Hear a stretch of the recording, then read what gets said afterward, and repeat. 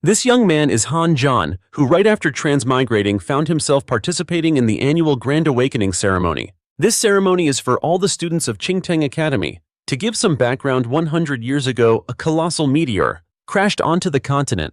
This meteor carried countless insect eggs that scattered everywhere, which later hatched into the insectoid race and began attacking humanity. Unfortunately, human firearms were ineffective against them, so humanity was quickly overrun. They conquered many territories. It wasn't until many years later that a transcendent human created the law of spirit contracts. This method causes females to awaken into a spirit contract form upon adulthood, while males awaken as spirit contract masters and they work together to support each other. The law of spirit contracts truly turned the tide, helping humanity protect its last bastions of peace. Therefore, the awakening ceremony is arguably one of the most important events, marking a rite of passage and deciding the future of all participating students. Back in the present, while Han Zhan was still bewildered and unsure what kind of spirit contract talent he would awaken, his girlfriend Xiao Mei, or more accurately, the original owner's girlfriend, completed her awakening. She awakened the S-rank spirit contract form, the Jade Blood Silver Cleansing Spear, with the special property of Immortal Spirit.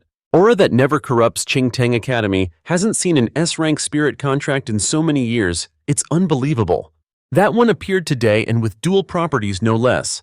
Are S-rank spirit contracts made of gold or something? Someone awakened an S-rank talent before. If he teamed up with Xiao Mei, wouldn't they be invincible?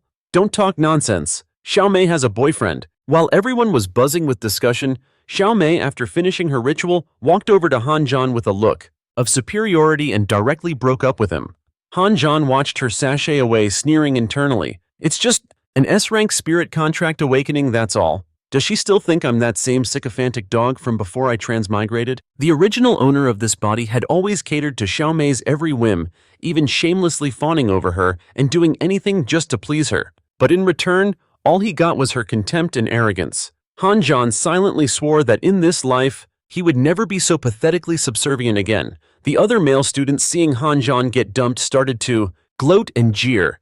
Hey Han Zhan, just let it go. How can a pheasant ever be worthy of a phoenix? That's right, if you keep clinging to Xiao Mei, a lot of people will come to teach you a lesson. Get lost. But this Han Zhan was not the Han Zhan of before, and he immediately shot back. A bunch of petty opportunists, siding with whoever is stronger. Aren't you afraid I'll awaken an S-rank talent? Xiao Mei, standing not far away, heard this and let out a sarcastic laugh. An S-rank spirit contract talent is incredibly rare, and you think you're worthy. Just then, the instructor called Han Zhan's name to perform the ritual. At first, nothing happened, which made Xiao Mei smugly continue, running her mouth. But what happened next would make her regret it. A strange phenomenon appeared. Han Zhan didn't awaken an S-rank spirit contract master talent. He awakened a full-blown SSS awakening talent, complete with a skill enabling a divine property upgrade for any spirit contract. How is this possible? An SSS-Rank Spirit Contract Master hasn't been seen in 100 years. Only a peak-level powerhouse could possess such a thing. What kind of luck does this kid have? An SSS-Rank Spirit Contract Master is a history maker. That's right, the last SSS-Rank Master single-handedly saved everyone, turning the tide of the war between humanity and the insectoid race and securing humanity's survival, all thanks to a powerful spirit contract evolution.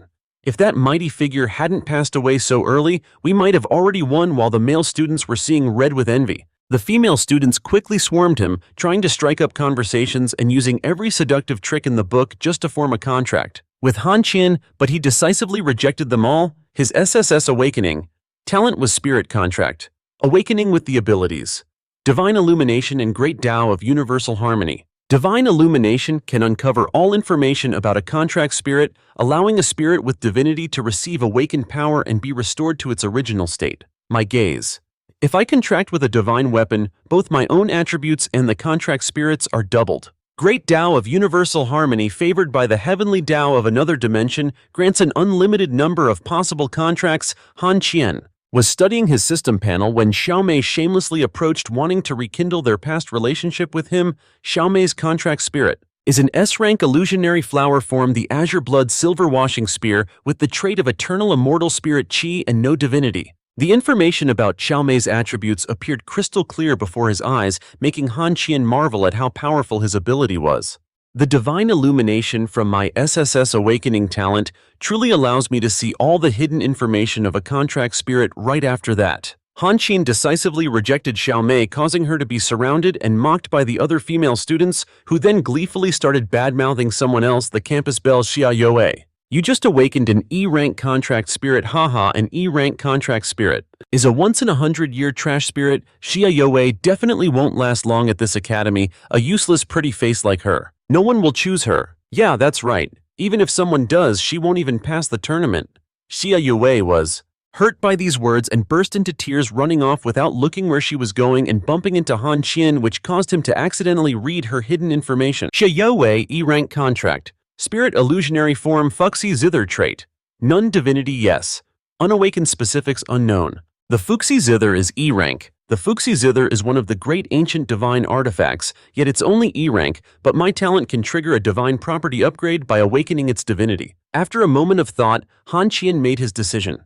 Envisioning a potential spirit contract evolution, he proposed a contract to Xia Youwei to make her his exclusive spirit. This not only astonished Xia Youwei and drew protests from the other girls, but even Chen Guangpu, the principal of Qingtang Academy, had to step forward and advise Han Zhan.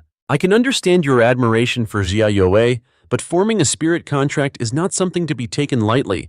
You are the future of the great Xia Empire. You have a mission to defeat the insectoid race and reclaim humanity's lost lands. Xia Youwei understood the principal's point. Although she felt hurt, she still spoke for the greater good. The principal is right. My talent is unworthy of you. Just then, Zhao Hu, the city guard of Azure Blue City, and also Xiao Mei's adoptive father arrived, and immediately tried to intimidate Han Zhan. I heard you just awakened an SSS-rank talent and used it to bully my precious goddaughter. Is that true? Han Zhan remained silent. Seeing this, Zhao Hu pushed his advantage, acting high and mighty. Believe it or not, with just one word from me, Zhao Hu, no one in this entire Azure Sea City. Don't be a fool, Xiao Mei, assuming Han Zhan was now scared, said smugly. That's right, now hurry over and apologize. Then form a contract with me, otherwise my godfather will have you completely blacklisted. Han Zhan merely glanced at Xiao Mei and said, You think you're worthy? Hearing this, Zhao Hu flew into a rage and was about to get physical with Han Zhan when Principal Chen Guangpu stopped him. Deputy Zhao, don't be rash, he is the one. Blacklist you. Han Zhan merely glanced at Xiao Mei and said, Are you even worthy? Hearing this, Zhao Hu became enraged and was about to get physical with Han Zhan when he was stopped by Principal Chen Guangpu. Deputy Zhao, don't be rash, he is the one. I've already reported his SSS awakening talent to the higher-ups. If he won't submit, I'll just destroy him, Zhao Hu thought, stating his condition. I can spare him, but only if he forms a contract with that worthless spirit Xia Youwei. Otherwise, it's out of the question. Fine. I'll form a contract with Xia Youwei today. No one can change my mind, Han Zhan answered firmly, then left with Xia Youwei to perform the ritual. After the contract was formed, a spirit contract evolution occurred. Combined with Han Zhan's divine illumination, Xia Youwei awakened her divinity, transforming into the form of the Fuxi Zither. Her hidden stats also updated. Xia Youwei, an SSS-rank spirit form, phantom manifestation of the ancient divine weapon, the Fuxi Zither. Her divine property upgrade included traits like Void Divinity, Sword Soul, and Brocade Heart. Additionally, information on how to activate skills like Formation Breaking Melody, Heart Purifying Tune, and Dragon Soaring. Dirge was automatically uploaded into Han Zhan's mind, making him marvel at how powerful the spirit was. For real. My mind is now synced with melodies for offense healing and support. She's truly an all-rounder. She has no weaknesses whatsoever. Is this the miraculous power of an SSS-rank spirit? As the contract ritual concluded, Xia Youwei returned to her human form. Having leaped from E-rank to SSS rank, an emotional Xia Youwei ran and hugged Han Zhan tightly, her mouth unceasingly repeating her thanks. Meanwhile, after the awakening ceremony ended, Xiao Mei played the victim on the way back, saying to Zhao Hu, her godfather, Godfather Han Zhan bullied me and I lost so much face. You have to compensate me, he reassured her. Don't worry, he already formed a contract with an E-rank spirit, so his talent is now crippled. I'll continue to make his life difficult here in Deep Blue City. As for the spirit, master exam tomorrow. I've already pulled the necessary strings. In Deep Blue City, I Zhao Hu am the sky. Hearing this, Xiao Mei immediately happily linked arms with Zhao Hu and cooed, Thank you, Godfather. Zhao Hu shot her a meaningful look and said, What good are mere thanks? How exactly do you plan on repaying me? Understanding his hint, Xiao Mei went straight to a motel with Zhao Hu. As for what they did in the motel, well, I'm sure you can guess. The next day, the internet was flooded with negative posts about Han Zhan, mainly expressing disappointment and outrage over him choosing beauty over his own future. Because of this, the moment they saw Han Zhan and Xia Youwei in the cafeteria, the students started pointing and gossiping. Look, that's that worthless E-rank spirit. You'd have to have a screw loose. To sign a contract with her, Han Zhan was definitely seduced by her beauty. This gossip reached Xia Youwei, making her feel incredibly guilty toward Han Zhan, but instead of blaming her, he said, "Stop apologizing all the time over nothing. Be more confident, you're the campus beauty after all." Han Zhan then moved a pastry onto Xia Youwei's tray. "Eat a big breakfast later. At the Spirit Master exam, don't mess things up." Xia Youwei instantly brightened up, smiling as she replied, "Okay, I'll do my best. You don't need to pay attention to those clowns, let them run their mouths.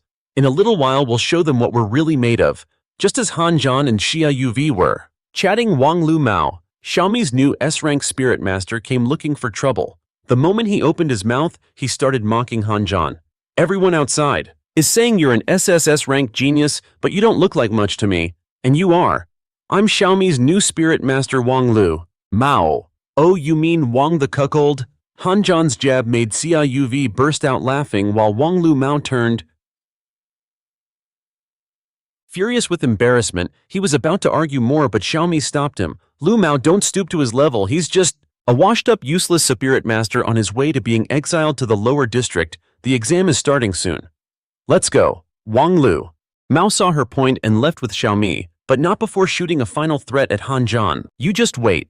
After the student assembly, the assessment tournament is about to begin. For this test, each stage has a different difficulty level passing.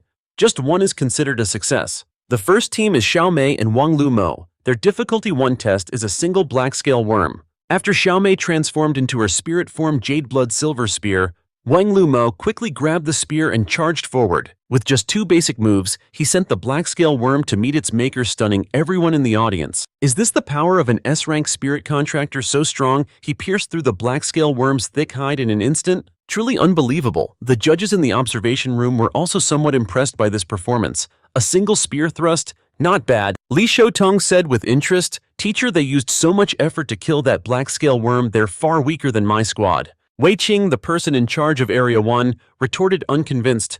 As soon as he finished speaking, he was flicked on the head by Li Shoutong. "How many times have I told you not to speak so arrogantly? Do you want to be my master?"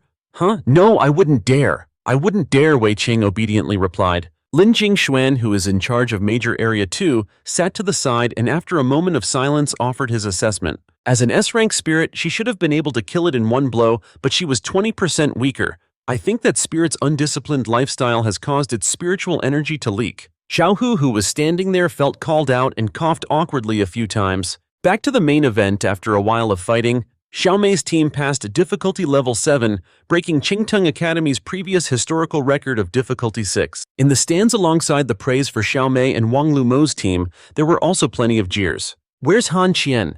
That guy who contracted a useless E-rank spirit? I just want to see the look on his face now." "Haha, don't rush. He's up next. Look, a clown is about to start his show." "Alright, let's have the next team up for the test." Han Qian and Xia Youwei take the stage. As soon as the referee announced it, the monster gate opened. Han Qian immediately noticed something unusual. Right from difficulty level 1 instead of 1. Black scale worm, they had to eliminate 10 of them. When the audience above saw this, they didn't show sympathy, but were instead pleased, saying, "Is he being targeted by the officials? This is getting more and more interesting. Serves him right for choosing an E-rank spirit. You like to break the meta, don't you? Now let's see how you're going to break this one." The test difficulty changes based on the individual to screen for elites. In theory, someone with an SSS awakening talent should face a difficulty 10 times greater than others, the referee explained. But the truth was that Zhao Hu had put in a word yesterday, so he didn't dare to disobey and changed the test. The horde of black scale worms roared and charged at Han Qian in unison. "Come at me!" Han Qian said as his fingers danced across the strings. In just 1 second, he sent all 10 monsters to the afterlife. This caused not only the students in the stands' jaws to drop, but even the old masters sitting in the observation room were stunned. Wei Qing was glued to the screen, shouting excitedly, "Back in my day, it took me to kill that many black scale worms. It's like his attacks have a divine property upgrade. It took me a full 30 seconds, but he did it in just 1 second. Lin Jingxuan also noticed another detail. Although this kid is very strong, his power is beyond the norm.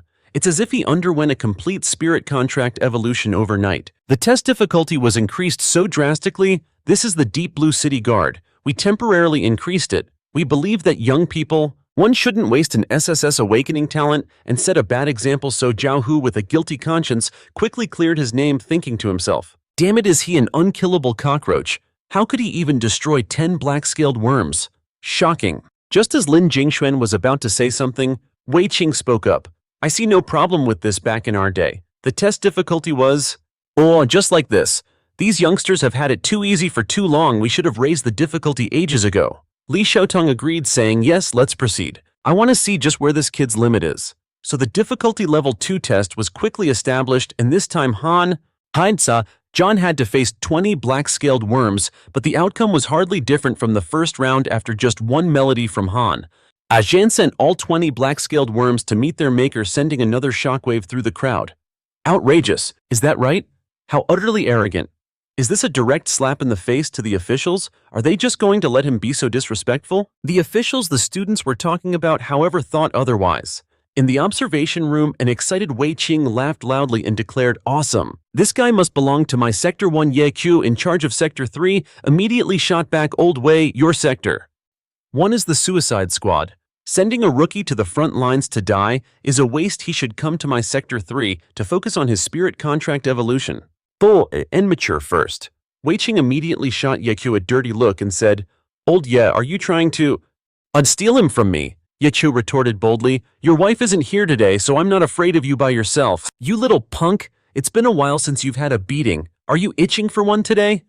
Just as the situation grew tense, Shen Jiki, the head of Sector 4, spoke up, brother Wei, brother Ye, your 2 sectors are the main battlefield and a fortified assault front, neither of which are good places for him. Why not let him come to Sector 4 and start with exploring ruins first? Hell no, Wei Qing and Ye Qiu shouted in unison. Alright, stop arguing. Li Xiaotong's words immediately caused the bickering students to fall silent. He then turned to Lin Jingshan, the most level-headed person there, and asked, regarding this test, what do you think? A test like this is meaningless. Although the black-scaled worms are tanky, that boy's music clearly has a suppressive encountering effect, so he can't be defeated by numbers alone. I propose we activate our highest standard test. Hearing this, Li Xiaotong nodded in agreement. Zhao Hu, standing behind them, saw this and smirked inwardly. A highest standard test. Cut. Han Zhan, let's see how you'll get out of this one. Back in the arena, after receiving instructions from the examiners, the referee announced, in accordance with the request from our superiors, the test difficulty is being raised to the highest standard difficulty level 3, 10 giant. Tier 2. Armored lizards, 10 Tier 2, thunder sound birds, and 20 other Tier 2 beasts. This difficulty is a bit outrageous. The armored lizards are for chimic defense and the thunder sound birds are for offense. With a combination like this, forget a Tier 1 spirit contract or even a Tier 2. Henne wouldn't be able to handle it.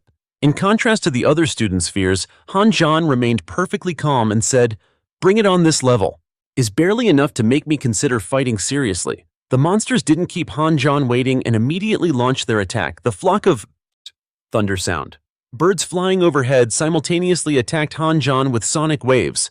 Han Zhan strummed a melody and instantly a legion of brave, dubbed warriors materialized and charged the armored lizards, but they had barely been on the field for a moment before the thunder sound birds' sonic waves annihilated them. Han Zhan used his formation breaker melody, a powerful divine property upgrade, to shatter the thunder sound birds' attack while simultaneously rushing forward into the heart of the enemy. He then used a formation-breaking move to directly take down the entire horde of monsters. Wang Lu Mao, who was just sneering mockingly a moment ago, now started to panic and couldn't help but exclaim, damn it, just how much power is this guy hiding? The referee took a moment to recover before finally announcing Han Zhan difficulty 3 completed. This person is absurdly overpowered. To be able to annihilate both the armored lizards and the thunder sound birds in just 2 moves, even Lin Jingxuan couldn't remain calm, his voice rising several tones as he said, his zither music is unpredictably versatile, providing a divine property upgrade that increases his speed at least 10-fold, something I've never heard of before. Li Xiaotong now had a grim expression, a doubt lingering in his heart. Is Xia Youwei, his companion, really just an E-rank spirit contract? This is absolutely impossible. Thinking this, Li Xiaotong called out to a man standing in the distance, "A Fu, come here for a moment." Almost in an instant, a Fu was standing right behind Li Xiaotong, clasping his hands and asking, "Master, what are your orders? You have the ability to discern the quality of spirit contract. Go and assess Xia Youwei's quality." A Fu frowned and replied, "I have already assessed her, but I cannot distinguish it. Perhaps her condition is the same as the young miss." Hearing this, Li Xiaotong was a bit surprised. "You're saying she and Ling Zhen are alike, both identified as E rank by the Awakening Stone, yet your talent cannot distinguish their true potential, leading to the same conclusion. The reason she is so powerful is because she contracted with Han Zhan." A Fu honestly replied, "It's possible she underwent a spirit contract evolution. That possibility cannot be ruled out. This is truly strange. If it's true, then we must let Ling Zhen and Han Zhan meet once." That's right back then. What did Ling Zhen say her E-rank spirit contract talent was? A Fu immediately replied, "The Divine Farmer's Cauldron." Returning to our protagonist, after completing the difficulty 3 test, Han Zhan still didn't want to stop and requested to continue the challenge. "Are you sure?" the referee asked with a serious face. "Certain."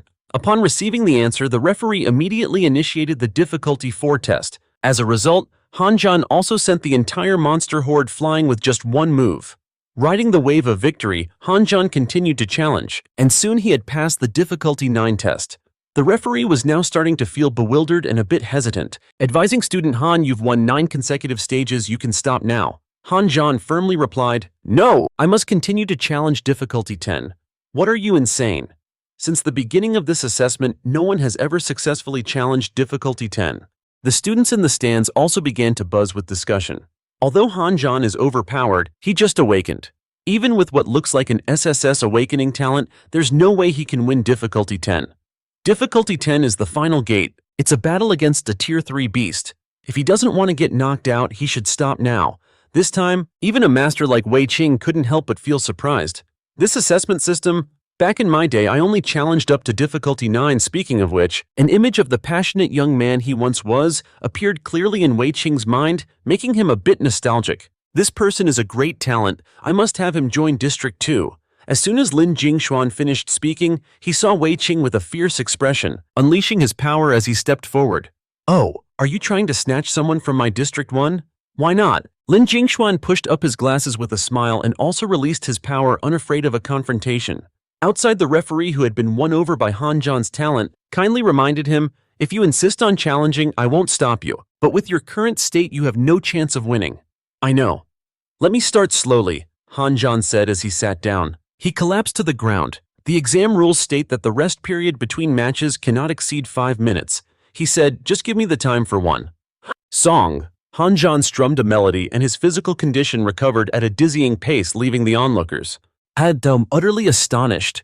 "Oh my god, he's restoring his depleted spirit energy. He can attack, provide support, and even enhance abilities. He can even heal.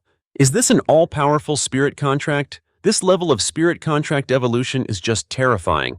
Inside the observation room, Wei Qing, Zulp, and Lin Jingxuan witnessed this, becoming even more determined to recruit Han Zhan to their respective teams by any means necessary. Audit was willing to back down. Just as they were about to settle it with force, Lu Jingxun, the head of Sector 5, spoke up. "Gentlemen, is it really appropriate to send a spirit contractor like this, who can absorb spirit energy to heal wounds, to the front lines, old Lu? You want to snatch him too?" Lu Jingxun tried to persuade them. "Let him come with me to Sector 5. A spirit contractor who follows me onto the battlefield will lower the mortality rate by at least 30%.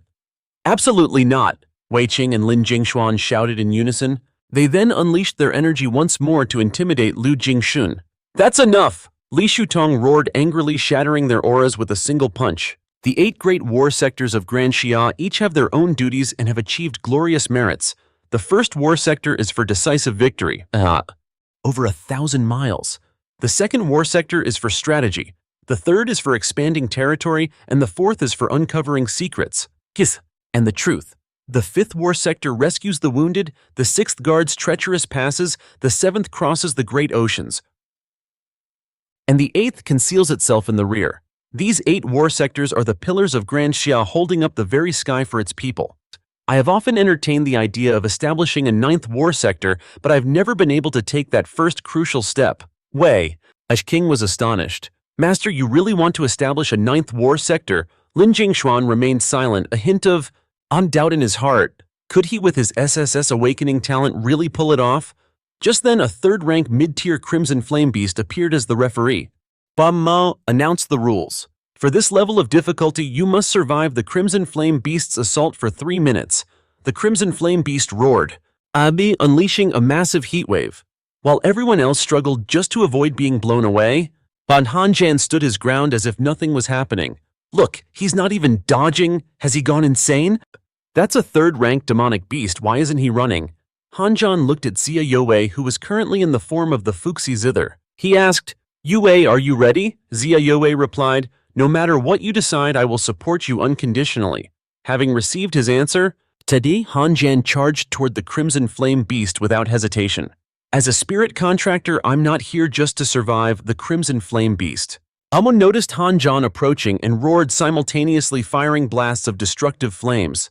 Han Zhan nimbly dodged, then chanted an incantation, conjuring a violent gale that enveloped the Crimson Flame Beast. Each gust of wind that passed, Sitar, was like a sharp blade, a result of a divine property upgrade that cut into the Crimson Flame Beast, dicing it into 1,000 pieces before the stunned audience. He actually surpassed. How is that possible? That was a third-rank demonic beast. Incredible. This is a record that likely no one will ever be able to break. Wang Lumao's face paled as he exclaimed in disbelief, why? How could this happen? Meanwhile, Xiao Mei was so furious she was grinding her teeth. Damn it, he stole all the glory back to our protagonist even though he had defeated the Crimson Flame. Beast Han Zhan felt a twinge of regret. I still can't force the use of the high-level Zither score. The side effects are just too severe. Just then, Han Qian was suddenly transported to another dimension. While he was bewildered, a voice spoke out. Congratulations, young man, you've passed the assessment. This is the second trial space. Who are you? Han Qian asked cautiously. The man smiled and explained, I am Lam Qin Huiyan, the one in charge of Warzone 2. I've come to ask you a few questions. Who do you think will ultimately achieve victory, the insectoids or humanity? Han Qian answered honestly, the insectoids. Both will likely win, but humanity will never accept defeat. Oh, what an interesting answer. So after becoming a spirit contractor, what will you fight for? To stop the insectoids from ravaging my homeland, to allow humanity to live and prosper in peace, and also, to restore the great Xia so its flag may fly everywhere once more. Suddenly applause echoed. Li Shoutong appeared looking pleased and said, a kid with a potential SSS awakening talent. Well said, kid. Do you want to become my disciple? Lam Qin Huiyan introduced him. This is Li Shoutong of the famous Li family. The Li family, the strongest family in the Great Xia. To speak of the Li family, one must go back 100 years when the 3 great insectoid emperors joined forces to overthrow the Great Xia, pushing its very existence to the brink. In that desperate hour, Li Shoutong single-handedly fought all 3 and annihilated the Group, stopping the calamitous tide. Because of this, upon receiving Li Shoutong's offer, Han Qian didn't hesitate for a second. He immediately agreed to become his disciple. Excellent, excellent. I already like you far more than those other brats. For our first meeting, I don't have much of a great gift, but take this. This ring was forged from the remains of the level 9 insectoid emperor Y Slew. Inside is a Sumeru space, a true divine property upgrade for any contractor. It can store items, so take it. The remains of an insectoid emperor. Han Qian marveled at the aura radiating from the ring, thinking it might even aid in his future spirit contract evolution. The sheer power and killing intent contained within it were overwhelming. If the remains alone are this powerful, just how strong was a living level 9 insectoid emperor? This ring can suppress low-level insectoids. However, when facing more powerful ones, it will provoke them into a frenzy, making them attack even more ferociously. If you're concerned, you don't have to wear it all the time. Han Qian slipped it on without hesitation, replying enthusiastically, this is a gift from my master. Of course I'll wear it. That's the spirit. Li Shoutong said, his face beaming with joy. He then turned to Lam Qin Huiyan Si. He's no coward unlike these other guys. Not a single one of them has dared to wear the ring. Alright, that's enough chit-chat for now. You and the young lady just finished the trial, so your spiritual energy must be quite depleted. I'm in a great mood today, so I'll treat you all to a meal. And with that, Li Shoutong took Han Qian and Xia Youwei to a famous restaurant in the city, while also summoning the heads of the other war zones. Han Qian, I've called your senior brothers to come. Han, so you can get acquainted. Lam Qinhuian spoke up first. I'm Lam Qinhuian in charge of Warzone 2. We've already met. In order they are your third senior brother Ye Chu, your fourth senior brother Shen Jechi, and your fifth senior brother Liu Jingshun. Han Qian clasped his hands politely. Han Qian pays his respects to his senior brothers. We're all family here, no need for formalities. A few of your other senior brothers, and couldn't make it. Your sixth senior brother is defending the border and your seventh is currently overseas, so you won't meet them just yet. As for your eighth senior brother, before the speaker could finish, a figure suddenly appeared right behind Han Qian. No need for an introduction, I'm here, the figure said. This is my number. Call if you're ever in mortal danger. Remember, you only get one shot. The man handed a slip of paper to Han Qian and then vanished from the restaurant entirely. Eighth brother certainly has a unique personality. Lam Qinhuin chuckled and tossed a box to Han Qian. This is a gift from all your senior brothers. Inside you'll find a martial arts manual and a set of combat armor. And keep the other useful items safe. Right then, a heavy-set auntie shoved the door open and started shouting before she even saw who was there. Shouting loudly, "So you sneak out here to eat hot pot behind my back? Aren't you afraid of payback?" Xia Youwei cried out in fear auntie as the woman advanced on her and pointed right in Xia Youwei's face, scolding, "You've got some nerve, you eat my food and live in my house and now you're sneaking out here to enjoy yourself behind my back? Don't you dare talk back." Before Xia Youwei could even finish her sentence, the auntie raised her hand to slap her. But Han Zhan stopped her. "Let go of me. You're the punk who's been leading my Xia Youwei astray, aren't you?" Han Zhan coldly asked, "What do you want?" "What do I want? I raised her for years. Obviously I want to be fully compensated." Xia Youwei couldn't take it. The aunt's yelling anymore and screamed in anger, "That's enough. How dare you yell at me? Xia Youwei, you're getting real bold, aren't you? Think just because you passed the assessment, you think you're better than everyone. Let me tell you, my nephew works for Director Zhang from District 4. You think your little SSS awakening talent means you can disrespect me? Dare to yell at me? Believe it or not, I can make sure no spirit master ever accepts you." "Wait, did she say District 4? Shin Qiji wondered. Had just opened his mouth when the auntie snapped, "What's it got to do with you? Who the hell do you think you are?" She then even pointed at Li Shoudong and said, "And you must be Han Zhan's grandfather, right, you old bastard? I'm declaring it right here and now if you want to take my Xia Youwei away. Rings, gold bracelets, betrothal gifts, a house and a car are all required, not one thing missing, and it all has to be in my name. I have connections in District 3, 4 and 5. Just try me, and I'll show you who you're dealing with." Li Shoudong silently placed his chopsticks down, his face stern with anger, and spoke to his disciples. "What are you all gawking at? The woman just called me an old bastard? Get on the phone now." The disciples didn't dare delay and immediately pulled out their phones to call their subordinates, one muttering a curse. "Damn it! How could this happen in our own war zone?" The auntie, still oblivious to who she had just provoked, declared confidently, "Oh, calling for backup are you? Huh, I'm not scared. I have powerful connections too." Just then her phone rang. "Hello, nephew. To what do I owe the pleasure of you calling your auntie today?" The person on the other end immediately screamed, "You wretched woman, are you trying to get us all killed? Let me tell you, from this day forward, our two families are cutting all ties." "Huh?" As the bewildered auntie stood there, Li Shoudong calmly remarked, "You mentioned you have connections in high places. In high places, right? I, on the other hand, don't have any." "Nephew," the voice on the phone didn't let her finish and continued shouting, "Do whatever you want, but don't drag us down with you. Don't you dare mess with Han Zhan and Xia Youwei. Their potential for spirit contract evolution is off the charts." The phone slipped from her hand. The auntie was so shocked she could barely stand, wondering in a daze, what is happening? Just then a staff member entered and reminded them, "Excuse me, please refrain from causing a disturbance here." "A disturbance? They're the ones bullying me. I'm not letting this go," she declared. The auntie then threw herself on the floor, creating a scene. "Help everybody! A spirit master is bullying an ordinary person. They're trying to kill me. This is outrageous." Having lost all patience, Li Shoudong simply waved his hand, instantly silencing the auntie. In the end, she was carried out by the restaurant staff. Xia Youwei, full of shame, bowed her head and said, "I'm so sorry, master, this is all my fault." Li Shoudong replied gently, "This matter is in no way your fault. Your parents are gone, but from now on, Han Zhan, your senior brothers, and I are your family.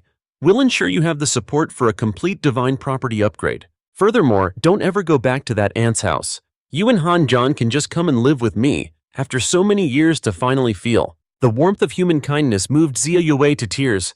Yes, thank you, Master. With the matter of the aunt settled, everyone continued to eat and chat happily. Why aren't the spirit beasts of my senior brothers? Oops, I mean my sisters-in-law here. Lam Qinhuiyan didn't rush to answer but looked at Han Qian and Ha Yuvi, then asked in return, "You two haven't gotten intimate yet, have you?" Not yet, Han Qian replied flusteredly. After consummating the relationship, a spirit contractor will gain a certain manifestation ability. Although it's weak, it's very useful. A contract spirit originally has two forms, a human form and an object form. Your sisters-in-law are currently in their human forms, managing the war zones in our stead. So it turns out contract spirits and spirit contractors can not only fight together but can also fight independently. So we have to do it for that to happen, Ha Yuvi said shyly in a low voice. And speaking of this, there's something I'm very curious about.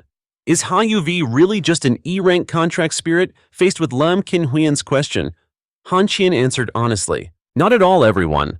Initially she was indeed E-rank, but I have an ability that can perform a divine property upgrade, and after her restoration, she became SSS-Rank. Hearing this, his senior brothers couldn't help but be astonished. What, you're not kidding, right? Such a miraculous ability exists. I've never heard of it. Others thought I chose my contract spirit randomly, but I would never form a contract with an ordinary spirit. It's all thanks to my SSS awakening talent. If I encounter a contract spirit with divine properties, no matter how low its rank, it undergoes a complete spirit contract evolution. Besides Fuxi Zither, there are still 9 of the 10 great ancient divine weapons left. Hearing this, Li Thudong immediately put on a serious face and reminded him, "Ninth, outside of us, you must not let anyone know about your talent. Qinhuiyan, later when you get back, set the information for Han Qian and Ha Yuvi to top secret and don't let anyone else view it." Yes, Master. Han Qian and Lam Qinhuiyan replied in unison. Lu Tinsuan suddenly remembered something and announced, "Master, since it's a happy occasion today, we have some good news to report. Great Xia has defeated the insectoids in 19 consecutive battles. We've reclaimed 6 regions, expanding Great Xia's map by an additional 20%. And there's also been progress in investigating the cause of this year's insectoid outbreak." Good, very good. That's all great news. Come on for the future of Great Xia. Cheers, cheers. And so the group focused on eating and drinking their fill until dawn, except for Han Qian and Ha Yuvi, who went home with Li Thudong, while the rest went their separate ways. Looking around the villa, Han Qian couldn't help but feel amazed. "I never expected you to have a house in Tamlam City, Master." Li Thudong's expression fell, and he replied in a sad tone, "Tamlam City is my wife's hometown." "Your wife, Master? Why isn't she living with you?" Li Thudong was silent for a while before replying, "She passed away." People only know Li Thudong as the man who held back the tide and destroyed the 3 great insectoid emperors, but no one remembers her name. "If it weren't for her, what would I be? I'm sorry, Master. I shouldn't have brought up your wife and made you sad," Han Qian said apologetically. "Ninth, in the future you must treat Ha Yuvi well. A girl like her is not just a contract spirit or a tool for combat, but a person of flesh and blood. She is your other half. Thank you for your teachings, Master. I will always cherish Yuvi. By the way, could you tell me your wife's name? As long as one person still remembers it, means the world has not forgotten her." "Kid, you're really not like the others. I really like that. Her name was Lang Mai. In that historic battle, I only managed to destroy 1 insectoid emperor while she risked her life to destroy 2. If she were still alive, perhaps the honor of saving Great Xia would have been more fitting for her. It's getting late. You two find a suitable room and get some rest," Li Thudong said, suppressing his emotions before walking outside, carrying a photo of his late wife to sit and gaze at. "The moon. My dear Maya, I can't even remember the last time we watched the moon together." As Li Thudong was reminiscing, Han Qian, and just then, Ha Yuvi appeared with your wife gone. "Master, I guess we'll be the ones watching the moon with you from now on, you little rascal, but seeing you two reminds me of when Xiao Mei and I were young. However, to protect the ones who matter, you need to have strength from now on. I will teach you my greatest fist technique with that." Li Shoudong stood up, channeled his energy, and then with just his bare hand, he split a large tree in 2. This technique is called the 8 Extremes Fist. It has a total of 8 gates, with each gate corresponding to a hidden point on the body. When all 8 gates are opened, you can shatter your limits. "Master, take a look. Is it like this?" Han Zhui asked as he attempted to mimic Li Shoudong's instructions. His flawless movements left Li Shoudong completely dumbfounded. In astonishment, he thought to himself, how can this be? Back in the day, it took even Wei Qing half a year just to open a single gate, yet This kid did it after a single glance. Before Li Xiaodong could even process his shock, he heard Han Zhui speak up. I've already located the gate's position. Alright, kiddo, let me teach you how to use the 8 Extremes Fist in actual combat, Li Xiaodong said, and without any warning he charged forward. He landed a tough love punch on Han Zhui, sending the boy flying to the ground before he could even react. I have to let him experience this firsthand. Being this much of a genius isn't always good. I need to knock him down a peg. The thought of being able to freely beat the crap out of his disciple moved Li Xiaodong deeply. Man, training a genius disciple is the best. The next day at Qingtang Academy, seeing Han Zhui's swollen face, Hao Vi asked with a pained expression, "Does your face still hurt? It will heal soon." My master and I were just messing around, that's all. Just then, Wang Lu Mao and his crony showed up, intentionally taunting Han Zhui as they passed by. Oh, look who it is. Isn't this the famous spirit contractor with the SSS awakening talent from the assessment?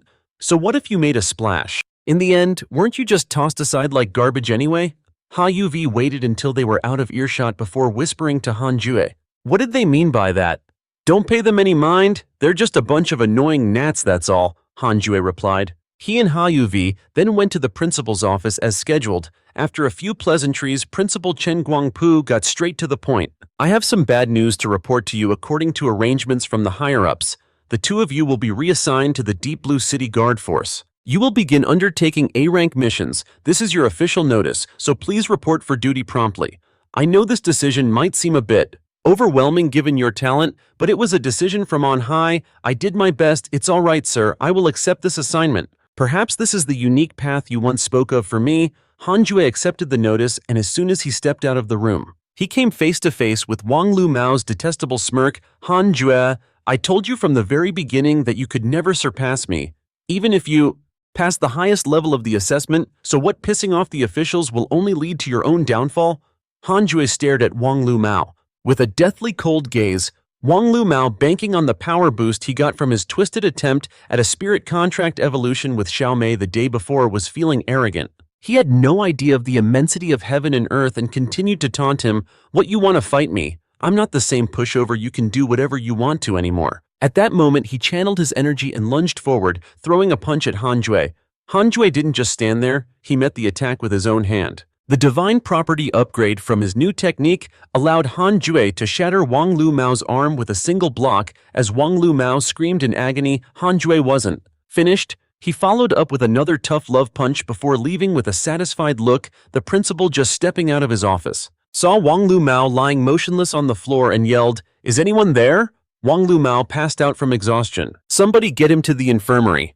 Leaving the medical office, Han Qian and Hao Vi went straight to the Azure City Guardian Force to receive their assignment. Hello, I'm... Before Han Qian could finish his sentence, the male receptionist, whose eyes were glued to his phone, rudely cut him off. Go outside the door. Take a number and wait to be called. I'm not here for help. I'm here to report for duty. Report for duty. Oh, so it's you guys, Deputy Captain Trio ordered. Us to put you through the ringer. Oh, I mean to give special care to Azure City's only spirit contractor with an SSS awakening talent, the male receptionist said while typing on his computer. Your files have been updated. Han Qian is assigned to Squad 0527, and you're also the squad leader. Within the Guardian Force, each city has one main division responsible for the other Guardian squads. Squads are numbered based on their assigned district, and each one is different. The headquarters for Squad 0527 is through the door and to the left. Han Qian followed the directions to the headquarters of Squad 0527. The moment he pushed the door open, he saw stuff and empty bottles scattered all over the place. The overwhelming stench of booze made him frown. Is this really the headquarters for Squad 0527? Who are you guys? A scantily clad woman holding a drink asked. Han Qian answered with a stern expression. The new captain of Squad 0527, Han Qian. The young man, lying on the sofa, opened his eyes to glance at Han Qian, then turned to the corner and said with a dismissive tone, You're still wet behind the ears and, you want to be our captain? Get lost. Beat it so we can have some peace. Han Qian said nothing, just sizing him up. So pathetic. How can someone like this be worthy of being a member of the Guardian Force? Hearing the young man's words, Hao Vi became indignant and said, What's with your attitude? The young man then got up, walked over to Hao Vi, and started hitting on her. This little lady has a sweet way of talking, and you're even cuter when you're mad. How about this? Wanna be my contracted spirit? I guarantee a powerful spirit contract evolution for you. Before he could even finish his sentence, he was decked by Han Qian and sent flying. Hong Awan V, seeing her teammate get his butt kicked, just shrugged indifferently and said, "Ditch Fum, you handle the new captain. I'm going to take a break." As she was about to head into the inner room, Ditch Fum called out to her, "Hong Awan, Vi, I'm still short on booze money. Spot me some cash. I'm broke right now." Hong Awan V yelled back in annoyance before slamming the door shut. Ditch Fam finally sat up and slurred, "You see it now, don't you? Squad 0527 is so pathetic we can't even afford booze." "Are you really planning to stay?" Han Qian replied confidently. "As long as I'm here, this hardship is only temporary." It's true that it's not easy to get a divine property upgrade. Ditch Fam clicked his tongue, then walked over to the computer. "Look at this first. Among the Guardian squads. In Azure City, our team is dead last in accumulated points. In 2 months, it's the end of the year and the organization will start culling the bottom-ranking squads. Anyone who gets cut will be sent down to the lower district. With this team's current score, elimination is inevitable. The lower district is a filthy, decrepit place where survival is next to impossible. If you don't want to end up dead there, you should get out while you still can." Han Qian finally understood Trio Ho's scheme. That Trio Ho is truly ruthless. He wants to banish me to the lower district. I won't let him succeed. Han Qian, this guy has already given up. He's just a good-for-nothing. Let's just go. Han Qian glanced at Hao Vi and replied, "Running away from challenges only teaches you to be weak. You have to overcome them to grow stronger. Besides, even if I were to join another squad, Trio Ho wouldn't leave me alone. I'd rather stay and reform Squad 0527, turning it into the strongest team in Azure City and making Trio Ho's plan a complete failure." Having said that, Han Qian pushed open the door to the room where Hong Awan V was. Hong Awan V saw them and showed no emotion, simply saying, "Get out.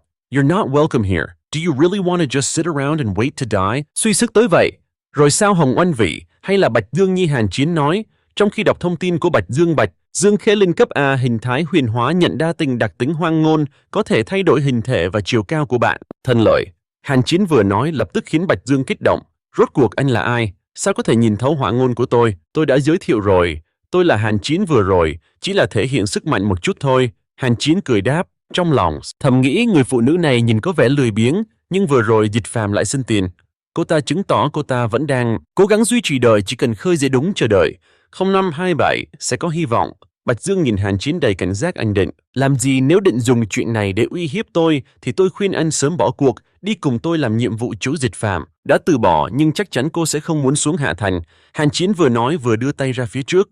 Bạch Dương bắt đầu do dự, dựa vào đâu để tôi tin anh có thể làm được lợi nhuận nhiệm vụ chia cho cô một nửa, hợp tác một lần đi cô sẽ biết. Những lời tôi vừa nói thật giả ra, sao đến đàn ông này có thể nhìn thấu hoang ngôn của mình, đúng là có chút khác biệt. Thứ một lần cũng không, thiết thầm nghĩ. Bạch Dương bắt tay Hàn Chiến thành dao. Hàn Chiến vui vẻ gật đầu rồi phân phó, vậy thì cô phụ trách thu thập nhiệm vụ, tôi sẽ chọn lọc. Bạch Dương lập tức hành động, chỉ một lúc sau liền giơ máy tính bằng lên cho Hàn Chiến xem. Hiện tại có 3 nhiệm vụ khá phù hợp với đội chúng ta. Anh có thể xem thử nhiệm vụ 1 tìm kiếm thành viên đội hộ vệ bị mất tích điểm nhiệm vụ 50 điểm, nhiệm vụ 2 giúp Khe Sư và Khe Linh giải quyết xung đột tình cảm điểm nhiệm vụ 10 điểm, nhiệm vụ 3 thấy người thuê đưa đón con cái đi học điểm nhiệm vụ 10 điểm, một ngày hàng. Chiến nhìn qua danh sách nhiệm vụ rồi nói mấy nhiệm vụ này toàn độ khó thấp điểm, ít đến bao giờ mới đảo ngược được điểm tích lũy, phải làm nhiệm vụ có điểm cao nhất. Hàn Chiến vuốt màn hình, sau đó dừng lại ở một nhiệm vụ tốt lắm, chọn cái này đi, mô tả nhiệm vụ tiêu diệt chủng tộc. Theo kết quả kiểm tra sinh mệnh, phát hiện hoạt động của chủng tộc trong hệ thống công ngầm ở thành Thâm Lam, mọi hộ vệ tiến hành tiêu diệt điểm nhiệm vụ 300 điểm vật liệu từ chủng tộc có thể có thêm lợi nhuận, mức độ nguy hiểm cao, số người đề xuất 6-8 người gì đó. Bạch Sương đọc thông tin nhiệm vụ rồi hét lên, anh điên à, không thấy sợ người đề xuất, sao 6 đến 8 người, ít nhất phải có 2 đội phối hợp mới hoàn thành được. Tôi biết chỉ có loại nhiệm vụ này mới có thể giúp đảo ngược điểm tích lũy thôi. Vừa nói Hàn Chiến vừa nhận nhiệm vụ khiến Bạch Sương chỉ có thể bất lực lên tiếng, anh đúng là đi rồi, nếu nhiệm vụ thất bại sẽ bị phạt trừ 10 phép tiền thưởng đấy, có vấn đề gì tôi sẽ chịu trách nhiệm. Nói rồi Hàn Chiến cùng hạ ủ rồi đi. Bạch Sương nhìn theo bọn họ rồi đi tặc lưỡi, nói được rồi cũng đồng ý hợp tác. Rồi nhiệm vụ có thất bại thì mình cũng phải thử xác cho hắn. Cùng lúc đó, ở một phần đối khác đang chuẩn bị vật tư đi làm nhiệm vụ thì bất ngờ một thanh niên lên tiếng báo cáo, đội trưởng, nhiệm vụ dọn dẹp chủng tộc trong hệ thống công ngầm đã được nhận rồi.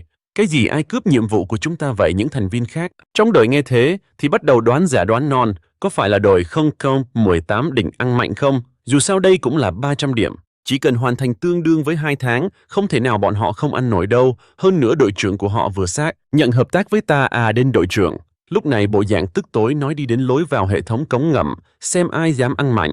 Returning to our protagonist. After leaving the team office, they immediately headed to the sewers for a mission. Ba-young brought her hand to her nose and cautiously warned, "Be careful, the life detector has picked up more than 8 second-tier insectoids inside. This is probably their nest." Han Zhan glanced at Xia Youwei, then shot into the sewers. Ba-young, you wait here. I'll be back in a flash. Those are second-tier insectoids. A normal team would have a hard time with just one of them. And yet, you're going to solo them! That's insane! Just as Ba-young finished speaking, a loud explosion erupted from within. What's going on? Is he in trouble already? Worried Ba-young rushed in only to find Han Zhan and Xia Youwei surrounded by the scattered corpses of the insectoid swarm, along with the body of some unfortunate young man. Don't worry, it's over, Han Zhan said, wiping the blood from his hand to Ba-young. Only then did she dare to approach them, asking in bewilderment, "You did all of this?" "That's right." The mission went quite smoothly. Go collect the valuable materials from the insectoid corpses. They can be exchanged for a decent amount of cash. Oh, and the man on this ground is probably the missing guard, but he's already dead. You should bring him back with you. Han Zhan raised his hand in farewell and left with Xia Youwei.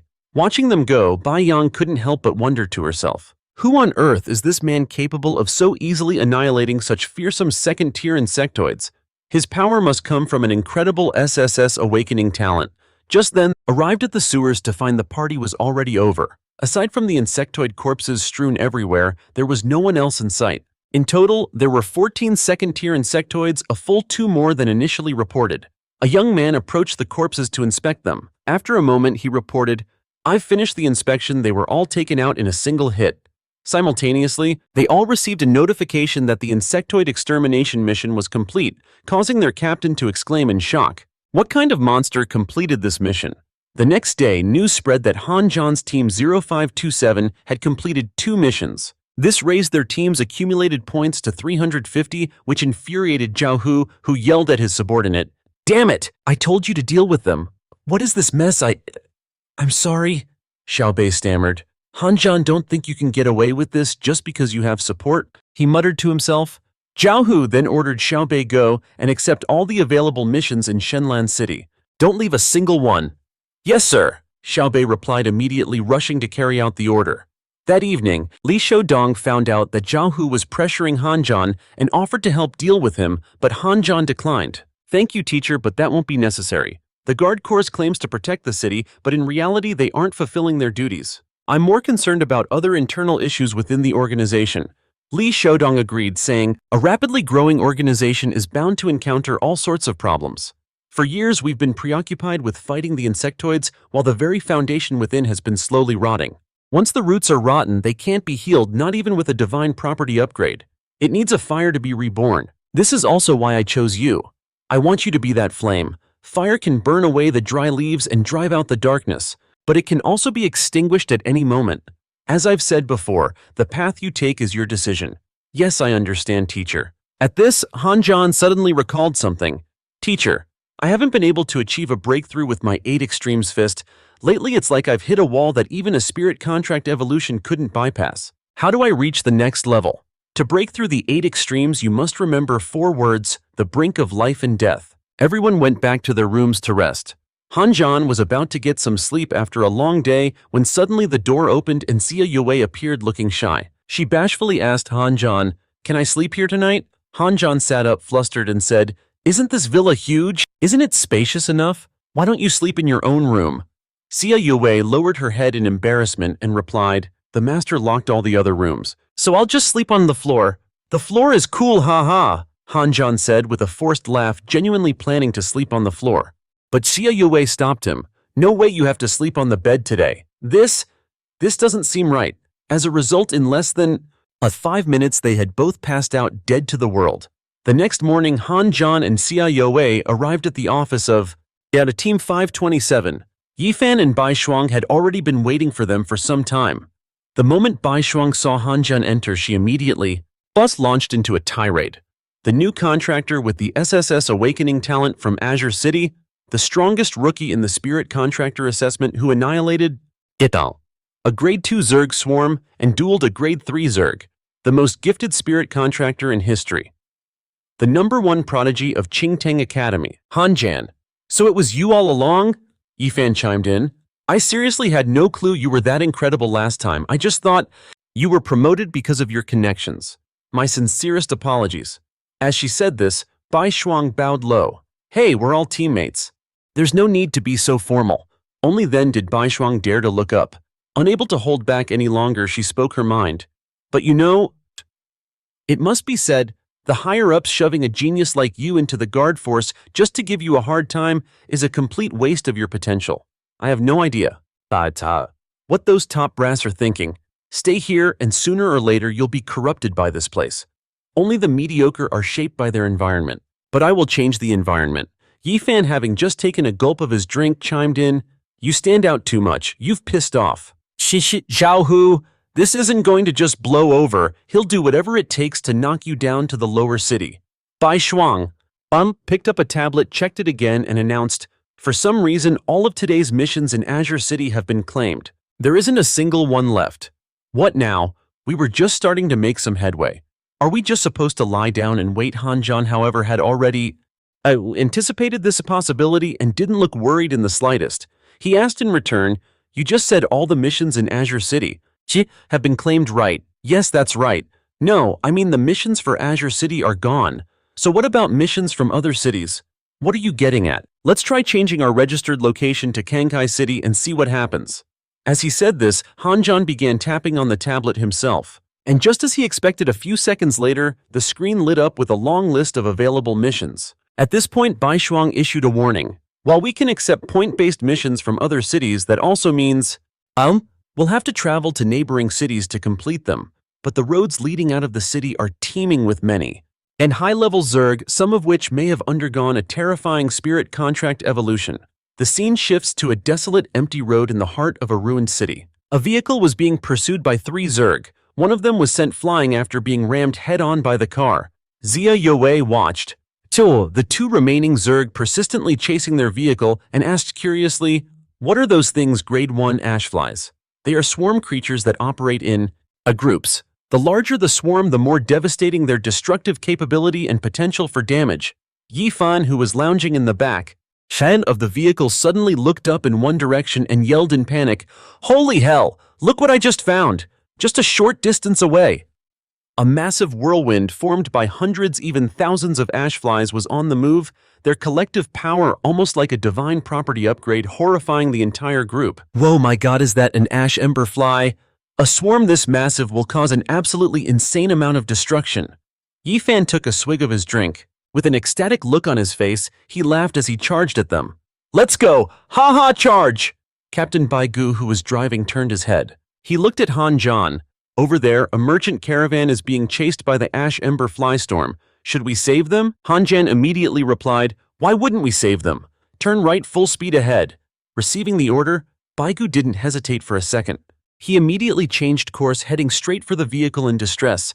The sharp turn sent Yifan's head slamming into the car frame. Though blood gushed everywhere, he somehow managed to laugh. He even screamed in excitement, what a rush. Meanwhile, inside the other vehicle that was being chased by the ash ember fly storm, the old butler said to Shang Ti-Ting with a grim expression, young miss, the vehicle can't go any faster. We can't increase our speed anymore. In 5 minutes, they'll definitely catch us. Reinforcements won't make it in time. For the safety of the young miss. At that moment, the old butler shouted an order into his radio. All units execute the sacrifice protocol. Roger, that came the immediate reply. No. Everyone turn back. No one is allowed to give up until the very last second. Shang Tai-Ting sobbed, grabbing the radio.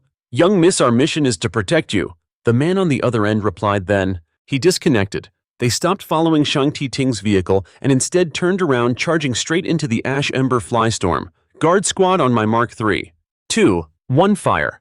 The 2 men in the squad, though terrified, followed the order without hesitation.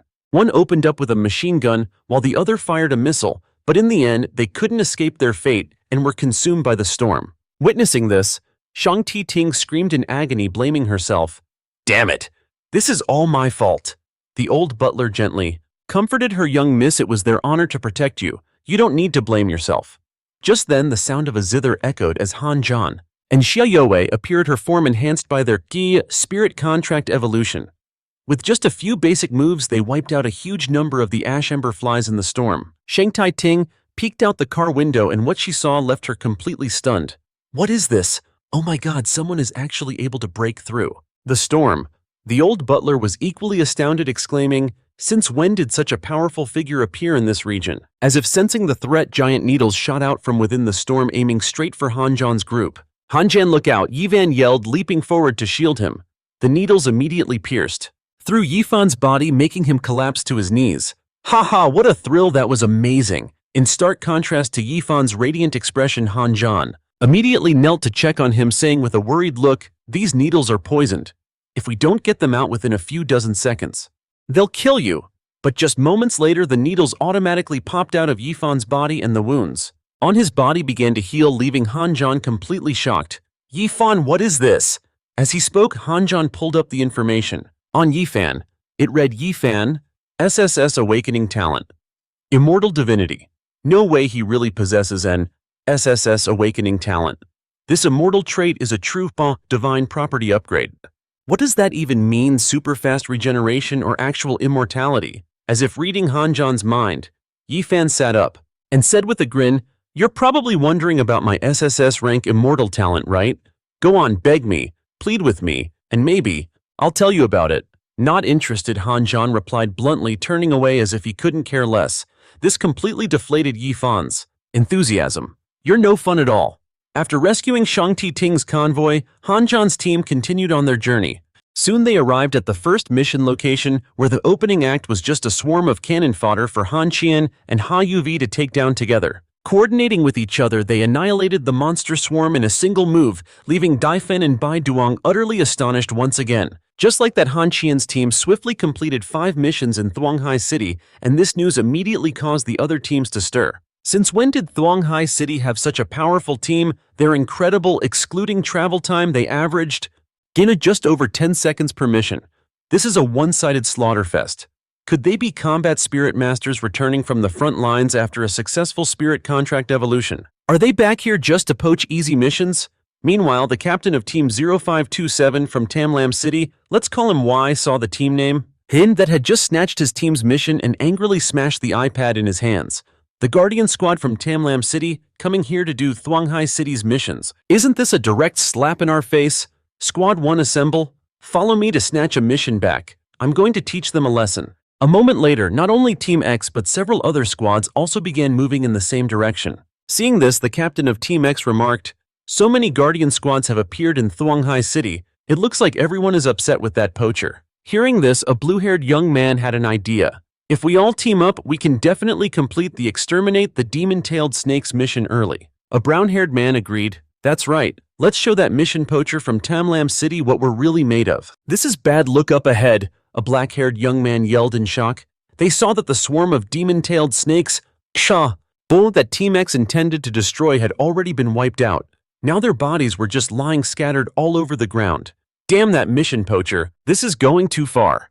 Y slammed his hand on the vehicle in fury and said, "Xiao Mei, turn around and find that mission poacher. I demand an explanation." Xiao Ah, who was driving, replied, "Yes, Captain," but the brown-haired man immediately stopped him.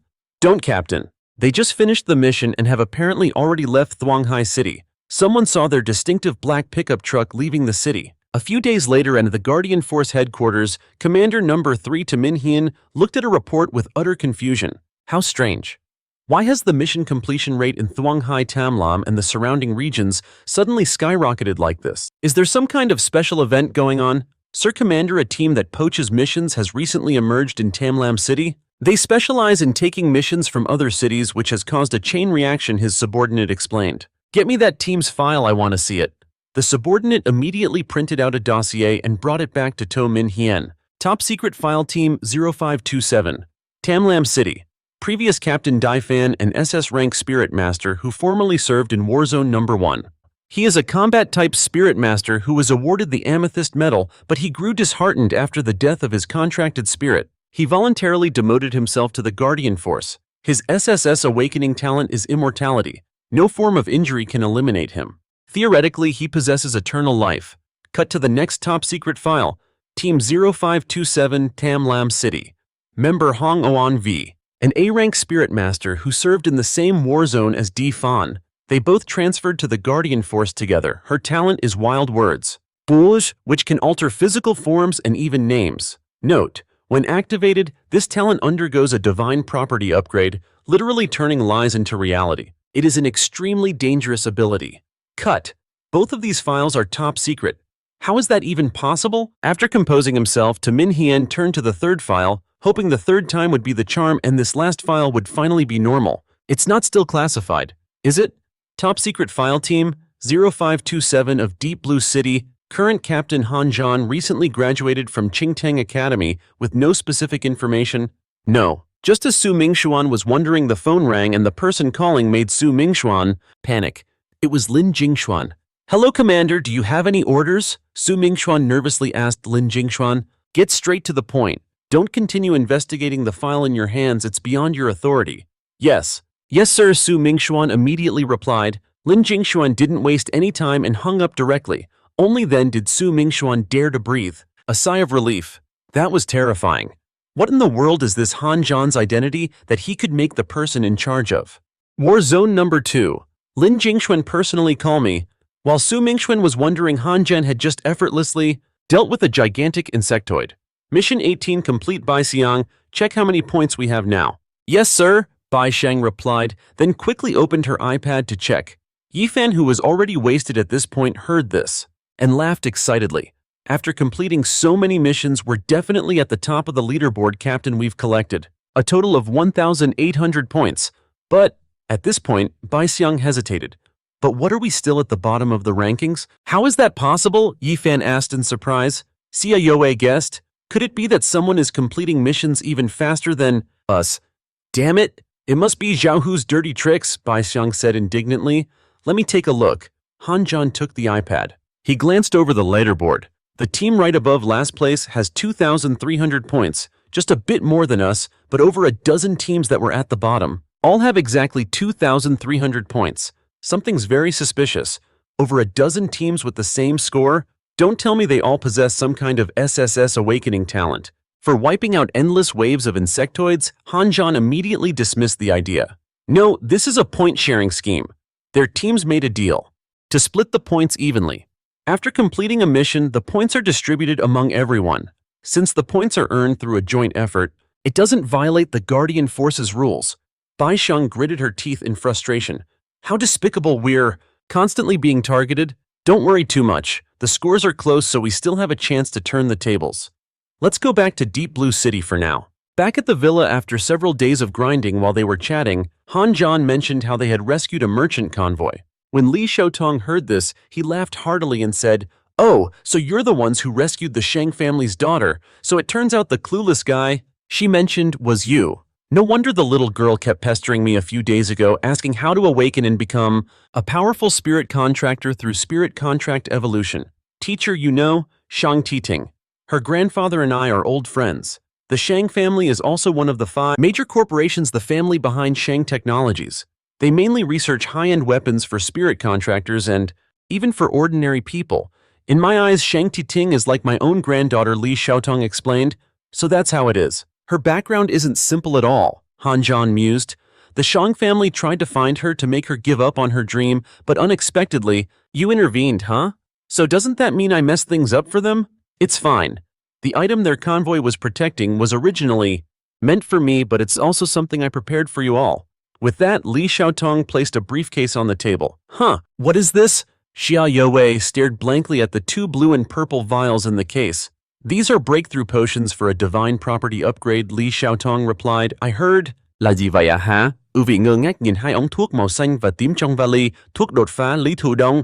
Đáp nghe nói, this potion can enhance strength, reaction speed, and defense, and it might even trigger a divine property upgrade for one's talent, though the specifics are unclear. What are you spacing out for? 1 vial each, drink up, Li Xiaotong urged. Thank you, Teacher Han Zhan and Xia Youwei said in unison. They replied and each took a vial, downing it immediately. Han Zhan instantly felt an abundant power surging, coursing through his veins. He subsequently broke through to become a level 2 spirit contractor, while Xia Youwei also broke through to the 2nd stage.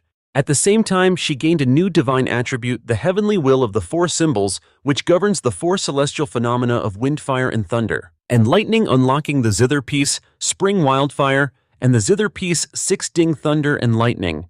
The breakthrough process concluded after a while. Han Zhan finally stabilized his condition and exclaimed, "This breakthrough potion is incredible. It's almost like having an SSS awakening talent. I didn't just level up but also gain more Zither skills thanks to Youwei's spirit contract evolution. What an incredible surprise, the power in my body has increased so much," Xia Youwei also said in amazement. Li Shoutong saw this and nodded. "Very good. Your performance did not disappoint me." Just then Han Zhan received a call from Captain Bai Yang. "Quick, check the mission list for Deep Blue City. There's a new mission that just appeared. Red alert, a member of the Wanderer race has appeared near Deep Blue City. Immediately dispatch personnel to eliminate it. Mission. Points 1000. Danger level 3+. Recommended personnel unlimited. Acceptance restrictions none. All Guardians can accept the mission." A level 3 Wanderer race member Bai Yang emphasized. "A single adult Wanderer can match 3 level 2 spirit contractors. Are we taking this mission?" Han Zhan, of course, wouldn't pass up this opportunity and instructed, "Let's meet on West Xia Street and talk in person." He then directly grabbed Xia Youwei's hand and pulled her along. "Youwei, we have a new mission. Let's go." "This time I'm really a lonely old man," Li Shoutong sighed as he watched the young couple leave hand in hand. Then his expression turned somewhat worried and he muttered, "A wanderer, huh? The wanderers are truly chaotic." Just then Ah Fu approached to report, "Master, we've found Miss Lingxian, but she does not wish to see you." "Where is she?" Ah Fu replied, "Azure Sea City." Back to our protagonist. As soon as Bai Yang saw Han Zhan, he immediately asked, "Captain, have you thought it through? Are we going or not?" "Why wouldn't we go? This is a chance to climb the rankings. But the danger level of the Wanderers is too high. We might not even be able to defeat a young one." Han Zhan suddenly asked Bai Yang, "Do you know what a red alert means?" "It means that if we don't go and eliminate the Wanderer once it fully matures, it will mean the destruction of an entire city. As a team of Guardians, our original vow wasn't to fight for points, but to fight to protect humanity." Hearing this, Yifan smirked, raised the bottle of liquor in his hand and said, "Captain, you're truly magnificent. Come on, let's finish a bottle." At this point, Bai Yang had no more objections and replied with a determined expression, "Understood, I'll go start the vehicle to take everyone to the mission location." When the team arrived, the entire city was enveloped in a strange black fog. He and his teammates didn't rush into the area but stood on the rooftop of a nearby building to observe. That is the Wanderer's skill. Black curtain. The black curtain can isolate all senses, separating the area from the outside world and creating its own separate world. Anything enveloped by it, whether living or not, will rapidly age, decompose, and ultimately face annihilation. Hearing this, Tok No couldn't help but ask fearfully, "Captain, did the higher-ups really send us to deal with a wanderer? Dách Dạ sao còn công bố nhiệm vụ ra ngoài? Họ không tin tưởng chúng ta sao? Dù Dách Dạ có sức chiến đấu mạnh mẽ cần có một lượng lớn người luân phiên để thu hút hỏa lực." Y giải thích, "Thì ra là vậy." Đứng với hành động cũ cho nhóm người đầu tiên vào trong đã y mỉm cười, nói rồi, dùng ống nhòm quan sát nhóm Hàn Chiến từ xa. Hàn Chiến cũng biết về sự nguy hiểm của màn đen nên lên tiếng nhắc nhở. "Đây là màn đen mà Du Dạch giả tạo ra. Mọi người cẩn thận." Bạch Xương bước xuống xe, hỏi lại xác nhận chuẩn bị sẵn sàng chưa. "Một khi vào trong sẽ không còn đường trở lại đâu." Dịch Phàm tự tin đáp, "Thứ này đợi với tôi không ảnh hưởng gì, tôi không sao cả, yên tâm sẽ không có chuyện gì đâu." Hàn Chiến lên tiếng trấn an, "Vậy là cả đời của cậu cùng nhau tiến vào trong màn đen." Bên trong màn đen không có lấy một tiếng động, một khung cảnh hoang tàn tối tăm khiến người ta rợn tóc gáy. Hàn Chiến là người dẫn đường, vừa cảnh giác nhìn quanh vừa khích lệ mũi. "Chủng tộc ở đây nồng, thật tỉnh táo lên nào hạ." Ưu Vị dáng vẻ sợ hãi nói, "Em cảm thấy như ai đang nhìn ấy, giống như có một cặp mắt vô hình cứ dõi." Theo một thứ âm thanh kỳ lạ vang lên, khiến Hạ U Vê co rúm người với khoác lấy tay Hàn Chiến. "Nghe thấy gì không?" "Có." Tiếng động lạ đó hình như còn có thứ đang hút lấy sinh mệnh của chúng ta."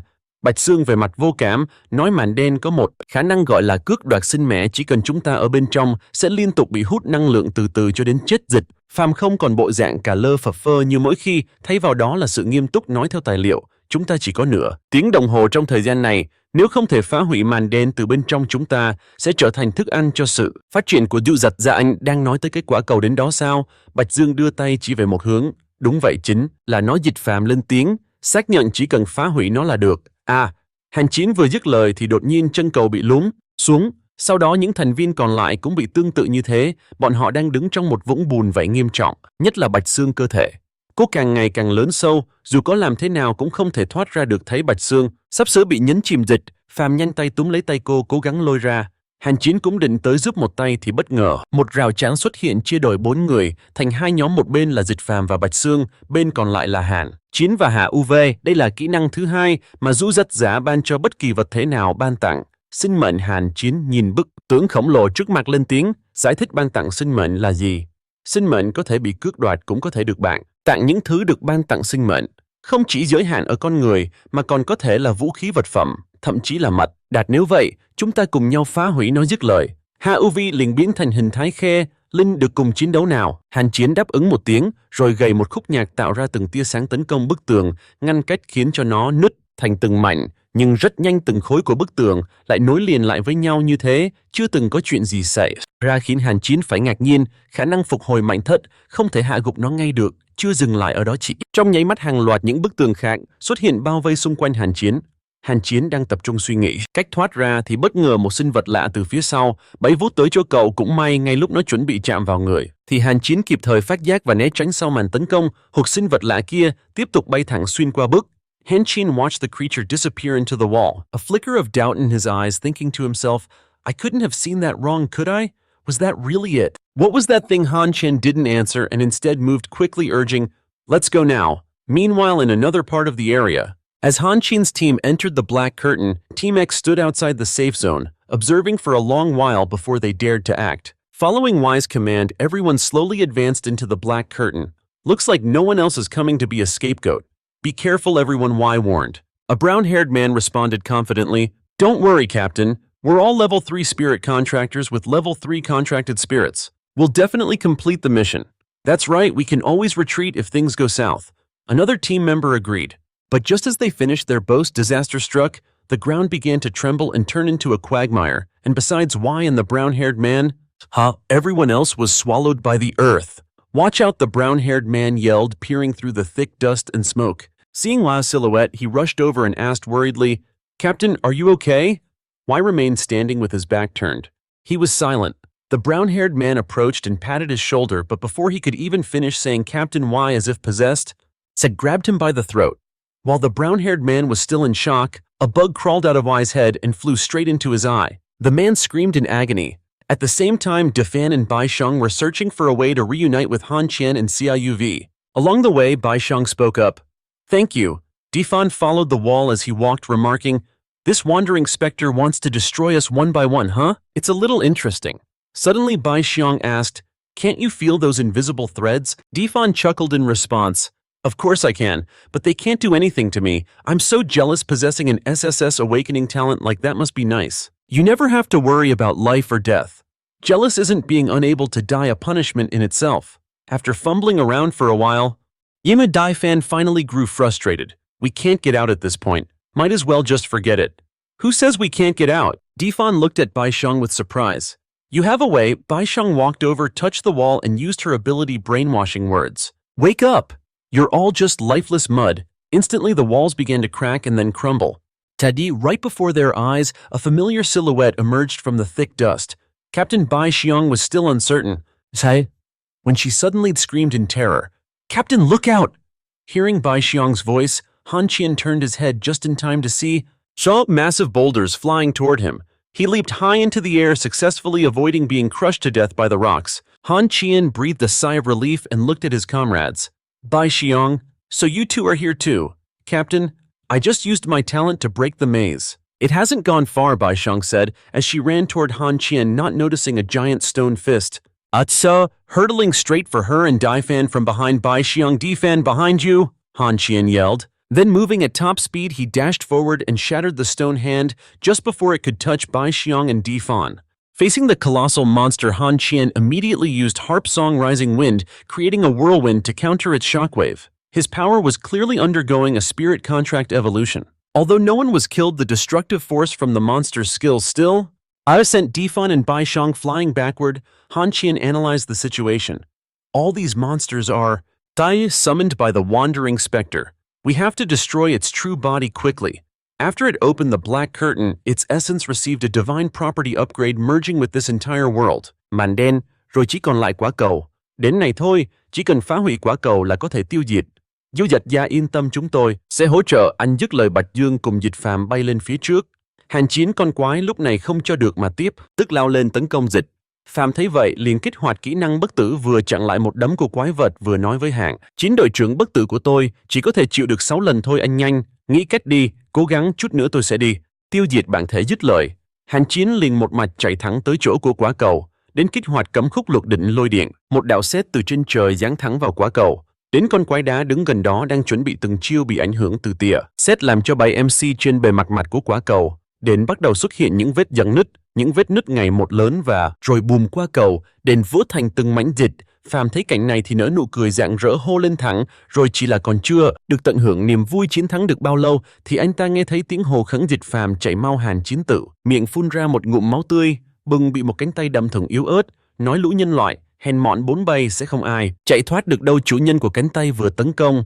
Hàn Chiến nói. Dịch Phàm không tin vào mắt mình, giống run rẩy nói: Dư Dật Gia trưởng thành, ngạc nhiên lắm đúng không con? Dư Dật Gia trưởng thành này chính là bất ngờ mà ta dành cho bóng bày đó. Bạch Xương nở nụ cười độc ác từ sau lưng Du Dật Gia, tiến tới gần vỗ vai nó về hãnh diện nói: ta đã dùng hoa ngôn để ngụy trang nó mang theo bên mình, sau đó cho một cơ hội thích hợp để thả ra kết liễu 47 vào phút cuối. Hàn Chiến nhờ ngụm máu tươi, ánh mắt đầy phẫn nộ chất vấn: Bạch Xương, tại sao cô lại làm thế? Tại sao ư? Ha ha, tại sao à? Ta chỉ muốn tiêu diệt các ngươi thôi. Nhìn bộ dạng quái dị vừa cười vừa khóc của Bạch Xương, Dịch Phàm có chút hoang mang. Gì thế kia, lần thứ hai rồi, lần này chắc chắn không sai.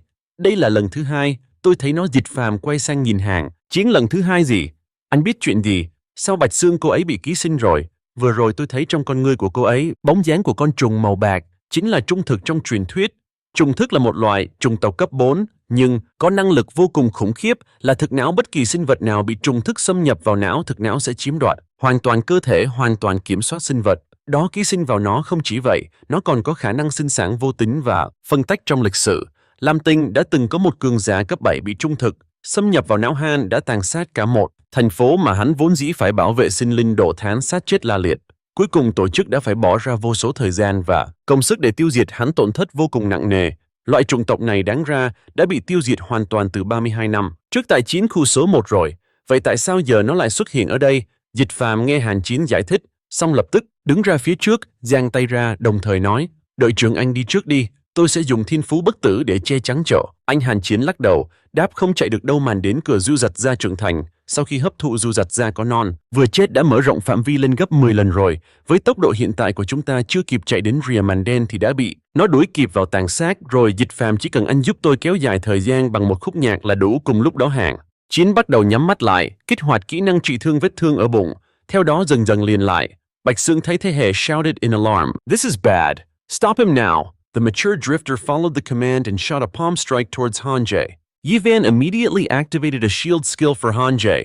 Your immortality is a lie. You were never truly immortal. Bai Sung ran to Yifan, activated the wild word skill and whispered in his ear. She was about to continue towards Tasha's Han Zhan, but was stopped by Yifan's headbutt. Fake or not, it is not for you to decide. At that moment, truth bug flew from Bai Zung's head, lunging to bite Yifan's arm and burrow inside, but Yifan decisively grabbed it. He pulled it out. Immortality 2 uses remaining. Reading the notification, Yifan furiously crushed the truth bug in his palm. How interesting. Let's see how long you can last. With that, the mature drifter fired another palm strike. Yifan activated his SSS awakening talent Immortality and barely managed to block the attack. Seeing the protective shield cracking, Yifan anxiously turned and asked Han Zhan, how much longer Youwei, you and Yifan handle the truth bugs? I will deal with the mature drifter. Han Zhan released Youwei from her spirit form, a sign of their spirit contract evolution, and gave the order while he began to activate. The 8 extremities. Fist. First gate open. I cannot believe you all forced me to use my full power.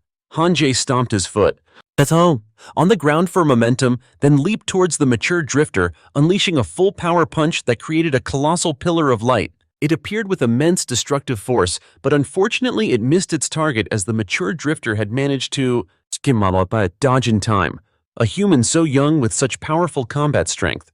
You truly surprise me. However, let's see how many of my moves you can withstand. With that, the mature drifter pulled a sword from its mouth and slashed down, creating a blade of energy that flew straight at Han Zhan. With a single punch, Han Zhan instantly neutralized the drifter's attack. Witnessing this, the mature drifter was startled and stared at the gauntlets Han Zhan was wearing. Those gauntlets. How are they in your hands? Their power must be from a divine property. Upgrade. Over a decade ago, they took down one of our clan's insect kings on the... They belong to the strong, which you are not. I may not be the strongest, but you are certainly no insect king, Han Zhan said while frantically attacking the mature drifter. However, the mature drifter was no yidyum or pushover.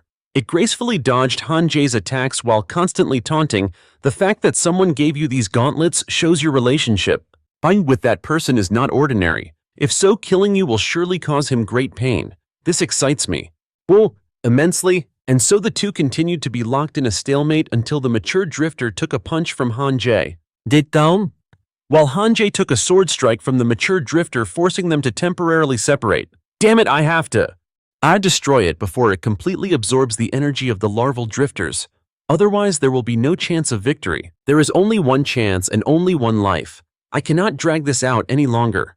A decisive battle is the only hope for survival. Having made his decision, Han Zhan channeled his internal energy, activated the 8 extremities fist skill, and shot towards the mature drifter, throwing a punch that directly tore the mature drifter to pieces.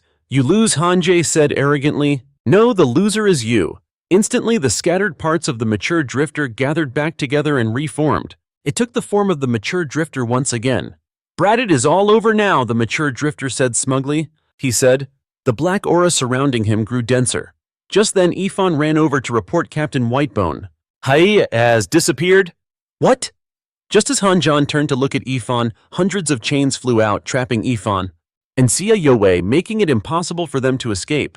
At the same time, the mature wanderer gathered its power, creating a massive boulder.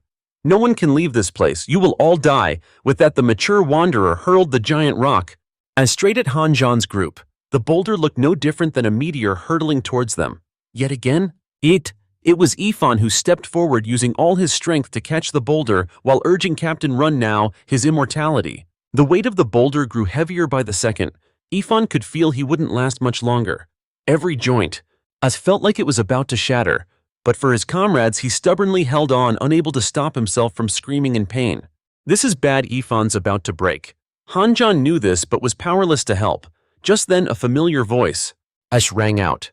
Star-seizing fist, a skill enhanced by a recent divine property upgrade. 6th form realm break. Following the words, a colossal golden glowing hand appeared in the sky and slammed straight down, obliterating the mature wanderer and turning it to dust. That boulder also vanished. What just happened? The 3 young sprouts stared blankly, looking up at Li Xiaotong without blinking. Good thing I made it. Him in time, Li Xiaotong said with a smile. Its master Han Zhan cried out before fainting. Captain Ifan and Xia Youwei said in unison, Shara, as they caught Han Zhan's falling body. You kids take old ninth back first. There's still some cleaning up to do here. Cleaning up. Ifan was still confused by Li Xiaotong's words when from the thick dust where the mature wanderer was, destroyed, a devourer worm shot out. On a beautiful morning at the hospital, Han Zhan suddenly bolted upright from his hospital bed and shouted, Master, be careful! Xia Youwei exclaimed joyfully, Han Zhan, you're finally awake. Han Zhan was dazed and didn't answer her, muttering, Where is this? Why am I here? Xia Youwei replied, This is the hospital, she continued. After you fainted, Master cleared the area invaded by the devourer worms, but he couldn't find the mother worm at the time, so he couldn't eradicate them completely. That's why he brought you back here first to recover. Han Zhan asked worriedly, What about Ifan? Is he okay? Xia Youwei sighed and replied, Ifan is currently in the intensive care unit. At the last moment when the meteor fell, he used all his strength to stop it, but his bones and meridians were completely shattered. If it weren't for his immortality talent, he probably would have died long ago. Although he's not dead, his injuries are extremely severe. However, his SSS awakening talent of immortality is slowly repairing the damaged areas. A medical staff member then walked in from the doorway and called out loudly, Are you two partners with Ifan? Have you seen him anywhere? Han Zhan and Xia Youwei were both stunned. Han Zhan asked the medical staff, What? "It happened to Hefan." The staff member replied curtly, "He's missing." Han Zhan asked again in disbelief, "Missing Xia Youwei?" I had suddenly stood up as if remembering something. "I remember now. Master said we have to find the Devourer worm ourselves. The fact that Whitebone disappeared? It must be connected to the Devourer worm, perhaps a forced spirit contract evolution. He definitely went to find Whitebone, and the worm." Han Zhan carefully stepped down and from the bed saying, "Whitebone is an important clue. A level 4 Devourer worm can reproduce asexually and clone itself, but I'll need to kill the mother worm to simultaneously eliminate the other larvae." Han Zhan continued, "Ifan probably figured something out and investigated it himself." Then Xia Youwei added, "There's one more thing. The Guardian organization has deducted 100 accumulated points from our team 0527. Han Zhan frowned and asked what. Xia Youwei seriously explained, "Because the final mission was completed by our teacher. The other teams were all judged as having failed the mission and had their corresponding points deducted." Han Zhan said indignantly, "We risked our lives fighting on the front lines while they pulled dirty tricks behind our backs to target us. They didn't just deduct our points. They also took the Wanderer corpses. All the materials we needed for a divine property upgrade were transferred to the Guardian organization's headquarters." After a moment's hesitation, Han Zhan asked, "Didn't our teacher say anything?" Xia Youwei replied, "He said this is a matter between us and the Deep Blue City Guardian organization. Other people will not interfere." Han Zhan repeated her words, "Other people will not interfere." He thought to himself, "Our teacher is clearly giving us tacit permission to make a move. He's got our backs." Burning with fighting spirit, Han Zhan grabbed Xia Yuwei's hand and shouted, "Let's go!" Xia Youwei asked worriedly, "You've just recovered, where are you going?" The protagonist replied without hesitation to take back what belongs to us. Inside a room, a crowd was buzzing with discussion. "Captain Zhao is being really generous this time. Those are materials from a level 4 insectoid clan, and he's sharing them with all the teams, huh? Isn't it because we helped him manipulate the situation?" The conversation was cut short by a loud bang from the door. Han Zhan kicked the door open and stormed in, glaring at the crowd before him. The protagonist yelled, "Zhao Hu, get your ass out here!"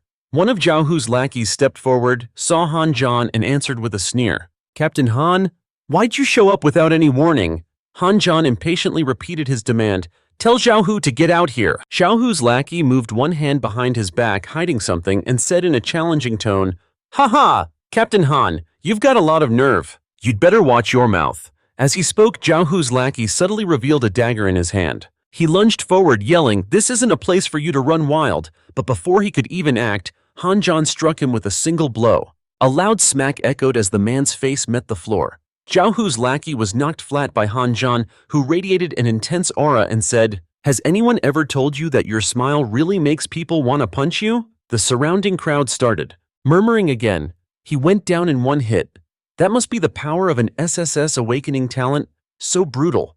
I recorded the whole thing. I'll send it to the higher-ups later so they can see how undisciplined Han Zhan is." The guy who had just been knocked flat, Zhao Hu's lackey, charged forward once more. He screamed, "You bastard, I'll kill you!" But his arm was effortlessly caught by Han Zhan, leaving him completely helpless. Han Zhan calmly slammed Zhao Hu's lackey to the ground, saying, "You still dare to charge at me? Are you looking to die, eh?" Voice called out, making Han Zhan turn his head. "That's enough." Seeing Zhao Hu, Han Zhan said, "Zhao Hu, you finally decided to show your face." Veins pulsed on Zhao Hu's forehead as he growled, "What the hell do you want?" Han Zhan stated clearly, "I want you to apologize to me and my teammates." Zhao Hu scoffed and replied to Han Zhan, "Yeah, in your dreams." Zhao Hu then threatened Little Zhang. "Did you send the video to headquarters?" Han Zhan confidently held up his phone and replied, "Already sent. It's been delivered to Su Mingxuan, the third commander of headquarters and the disciplinary committee." Zhao Hu stood with his arms crossed, boasting, "Just you wait to be punished. When headquarters sees the video of you assaulting someone, they'll definitely punish you severely." Xia Youwei whispered anxiously, "Han Zhan, I'm getting a little worried." He calmly reassured her, "Don't worry. After my recent spirit contract evolution and with our teacher backing us, they won't dare do anything." Replying to Zhao Hu, Han Zhan said, "The fearful Little Zhang tremblingly whispered to Zhao Hu, 'Headquarters has responded.'" Zhao Hu, still cheerful, asked, "So, what's the news?" Zhang continued, "Headquarters replied that this is an internal matter for the Azure City Guard organization and has requested we resolve it ourselves." Zhao Hu was stunned. What about the supervisory committee established by the war zones?" Enraged, Zhao Hu threw The earpiece from his ear, cursing, "Damn it, a bunch of useless bureaucrats." Han Zhan already knew this would happen. He once again asked Zhao Hu, "Have you thought about how you're going to apologize and compensate us yet?" Zhao Hu was at the end of his rope and told Han Zhan, "Ultimately, what kind of compensation do you want from me to make this stop?" As if just waiting for this question. And the main character replied, "It's simple. The materials from the wanderers that Team 527 killed outside the city. I heard you took them all." Han Zhan declared, "Therefore, I want you to open the guard's treasure vault and let me on behalf of the entire team pick some items. Until I'm satisfied." Zhao Hu even at this point tried to act tough. The guard's treasure vault is filled with meticulously refined items of immense value.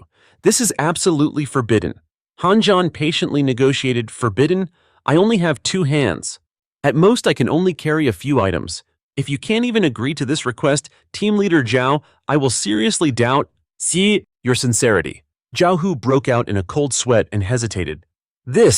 He thought to himself, he's right. If only one person goes in, to pick until he's satisfied, at most he can only take a few items. With that thought, Zhao Hu said, "Fine, only you alone are allowed to go in. When you come out, you can't have anything hidden on your person." Han Zhan dropped Zhao Hu's subordinate and replied, "A promise is a promise." Han Zhan glanced sideways with a soft snort, muttering, "Not hidden anywhere else on my person, you say?" His other hand spun the ring on his index finger. At the Azure City Guard's treasure vault, the large doors swung open. A worried Zhang asked Zhao Hu, "Team Leader Zhao, that guy is inside now. There won't be any problems, will there?" In contrast to Zhang's nervousness, Zhao Hu calmly said, "This vault contains at least tens of thousands of items. There are things in there that even I can't identify. He's just a recent graduate from Greenvine Academy. He'll surely be overwhelmed and won't know what to do." Zhao Hu smirked sinisterly, and even if his SSS awakening talent allowed him to identify all the treasures with only 2 hands, how much could he possibly carry? Zhang, still not relieved, reluctantly nodded, Yes, Team Leader Zhao, what you say makes perfect sense." Inside the vault, Han Zhan held a book. It was the Compendium of 100 Treasures, a guide to divine property upgrade. He surveyed the vault and said admiringly, "Wow, there's so much in here. Good thing I brought the journal my second senior brother gave me, or I'd never be able to recognize all this." Han Zhan looked at the glittering items on the wall and named them a Tier 3 Heine race appendix, the bone wings of the ghost butterfly race. Tier 5. At his feet were sparkling herbs and flowers. His eyes landed on them, everwinter flower lotus branch, herb half-border grass. He looked up and saw an item hanging on the wall, exclaiming, "Oh, is this the corpse of a Tier 6 azure crab? Using this as the main material, you could craft a full set of defensive gear, perfect for a spirit contract evolution." Han Zhan grasped the ring on his index finger, muttering, "These are all good things." Han Zhan raised his hand and shouted, "I want them all!" Every single treasure in the vault was sucked into that ring. An hour later, outside, Zhao Hu was gradually losing his patience, looking at his watch and saying, "It has been a whole hour. How is he still not out?" At that moment, Han Zhan emerged from inside and said, "Sorry to keep you all waiting." Xiao Zhang turned to look and announced, "Captain Zhao, he is out." Xia Youwei walked over to ask Han Zhan, "How did it go?" He smiled at Xia Youwei and replied, "Haha, I will tell you when we get back." Han Zhan took Xia Youwei's hand, saying, "Let's go home," as he walked ahead. Under the watchful eyes of Captain Zhao Hu's team, Xiao Zhang scratched his head in confusion, wondering, that is strange. Why is not he carrying anything? Zhao Hu picked up his phone, saying, "I will call the manager and ask." Zhao Hu made the call and said, "Hello." Han Zhan took a long time in there. "So how many items did he take?" The person on the other end stammered, "He took 5? Before being cut off by Zhao Hu? 5 items. Xiao Hu continued, "Exactly 5 items. It is a bit much, but it is fine. The 5 items he took today will sooner or later be returned with interest." Hearing this, the person on the other end hastily corrected him, "Not 5 items. It is 5 portions. Ransacked our treasury and took half of everything. Half of the entire treasury has been completely looted." After hearing this, Zhao Hu was completely stunned. He screamed, but Xiao Zhang, who overheard the conversation, was equally shocked and exclaimed, "Captain Zhao, that guy, must be insane. How could he dare take 5 portions?" Zhao Hu's face darkened as he replied, "His confidence must stem from that rumored SSS awakening talent, this of the City Guardian organization. If he had only taken 1 or 2 items, we might have been able to cover it up. Zhao Hu gritted his teeth. He continued, but he emptied half the treasury in the blink of an eye. How could the City Guardian organization possibly let him get away with that? After speaking, Zhao Hu immediately turned to Xiaozhang and ordered Xiaozhang, "You are to report everything that happened here to headquarters immediately. Headquarters will surely—" Before he could finish his sentence, Xiaozhang replied, "Captain Zhao, we already reported it to headquarters." Their only response was, 5 words. Zhao Hu asked curiously, "What 5 words?" He answered, "Let it be resolved peacefully." Zhao Hu froze for 5 seconds, completely baffled. Huh? As night fell at Han Zhan's residence, he was intently admiring a ring on his table, thinking to himself, "This is a crucial first step for my divine property upgrade. This should teach Zhao Hu a lesson. We will see if he dares to be so arrogant next time." Xia Youwei, wrapped in a bath towel, approached him and said, "Han Zhan, it is getting really late. Hurry up and come to bed." Han Zhan blushed and asked, "Go to bed together." Xia Youwei replied, "Oh, without a hint of shyness, the last time you were injured, I was so worried I would lose you." Xia Youwei pounced on Han Zhan like a famished tigress and said, "And so tonight, no matter what, I am not letting you get away?" A loud bang echoed as the door was suddenly thrown wide open. Faced with this awkward situation, Li Lingjun let out a sleepy yawn and asked, "Who is there at this late hour?" Both Han Zhan and Xia Youwei froze solid. An embarrassed Xia Youwei moved to the side, her face flushed as she muttered, "Since when was someone else in the house?" Han Zhan said to Li Lingjun. Who are you?" She answered him nonchalantly, "You are staying in my house and you do not even know who I am." Han Zhan then finally recognized the person before him. He asked, "You are Sun Nu's master?" Only then did Li Lingjun introduce herself. "That is right, I am Li Lingjun. You must be Han Zhan, correct? I have heard about you." A system screen immediately popped up with her information. Contract Spirit Rank, E-Mystic Form, the Shenong Ding. Han Zhan realized this was a legendary spirit contract evolution. Han Zhan stared at the system screen and thought to himself, so she is actually one of the 10 great ancient divine weapons, the Shenong Ding. In disbelief, Han Zhan rubbed his eyes several times and then blurted out that, your state of undress, is that really okay?" Li Lingjun knew exactly what he was referring to and replied, "This is simply my most comfortable state when I am at home. Maintaining this form helps me to find..." Looking for inspiration to write, Xia Youwei asked again. To write, Li Lingjun confidently replied, "That's right. Didn't my grandpa tell you guys? I'm a best-selling web novel author."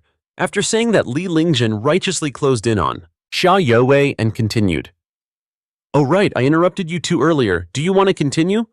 Li Lingjun flashed a wicked smile. "If you two aren't going to continue..."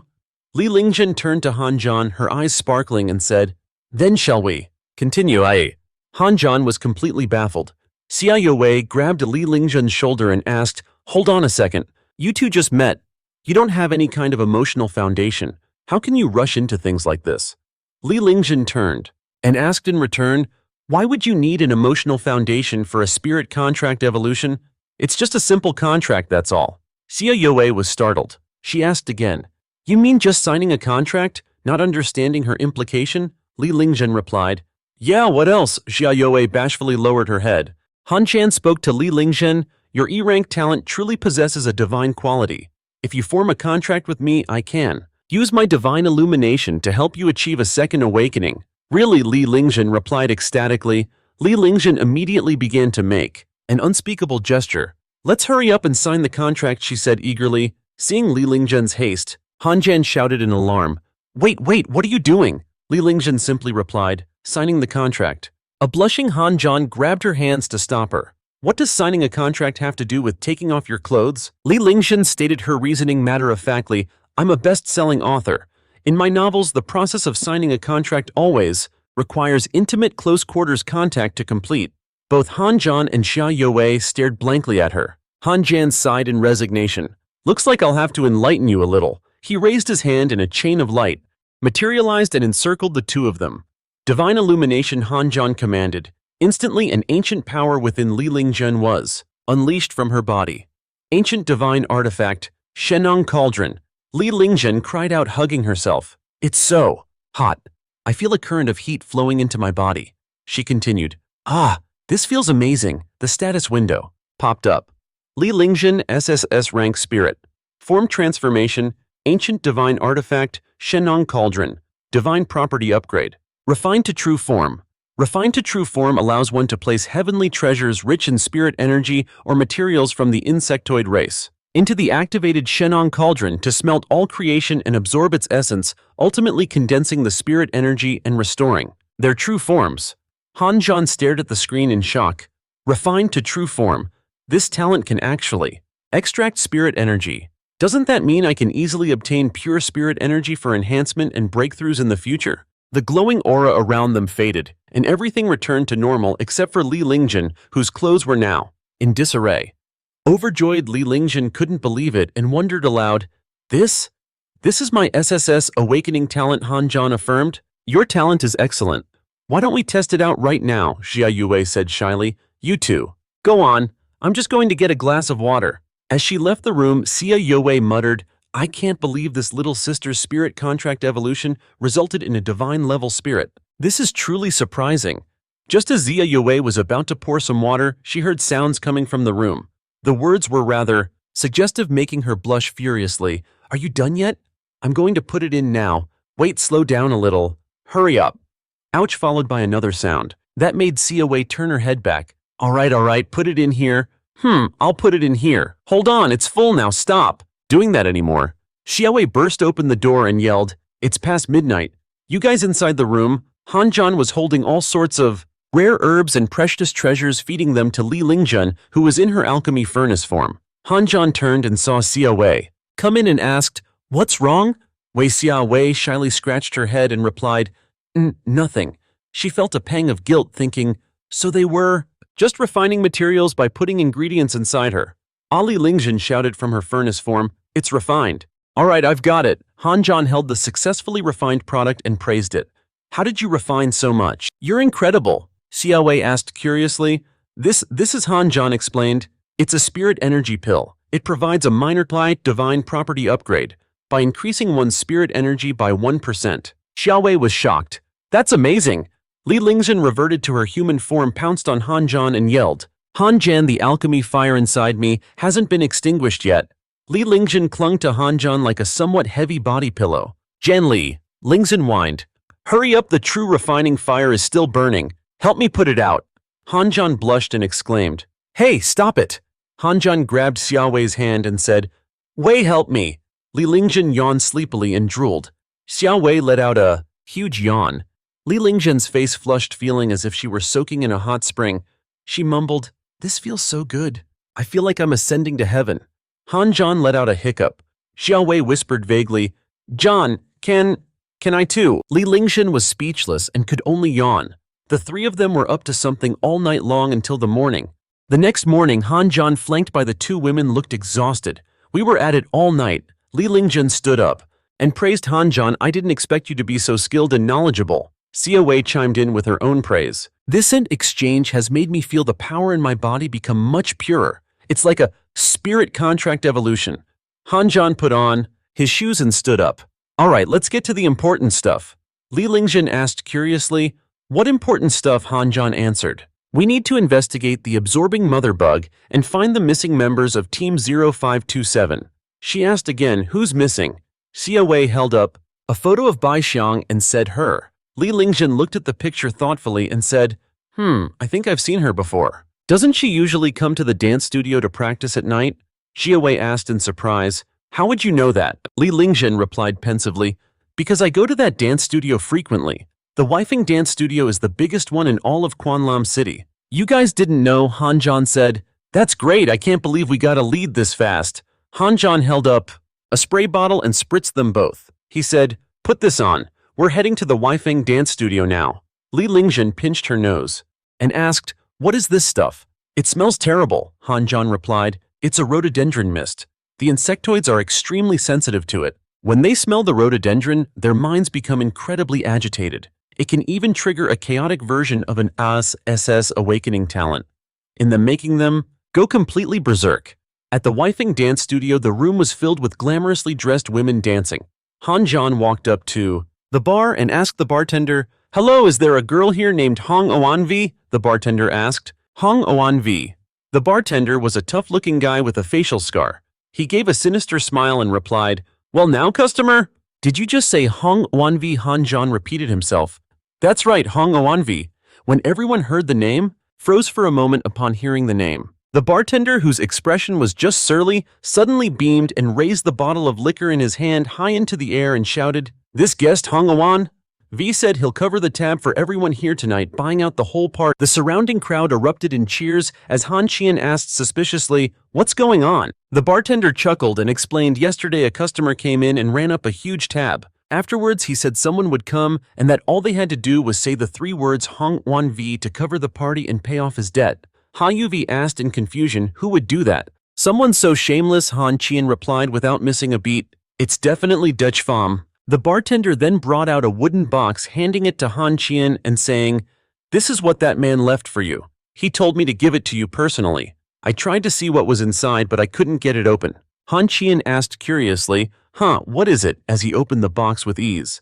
Han Qian took the item out from the box. Ha Yuvi and Lai Lin Chan leaned in to look as he said, "It's a piece of paper." The note inside read, "Insect Plague Log, February of year 23. City Guard Captain Ditch Min successfully scouted a nearby location, and upon his return the City Guard organization rewarded him. The entire squad went to the Vi Fong Club to celebrate. Insect Plague Log, March of year 23. For special reasons, Ditch Min was transferred to the front lines and was never heard from again.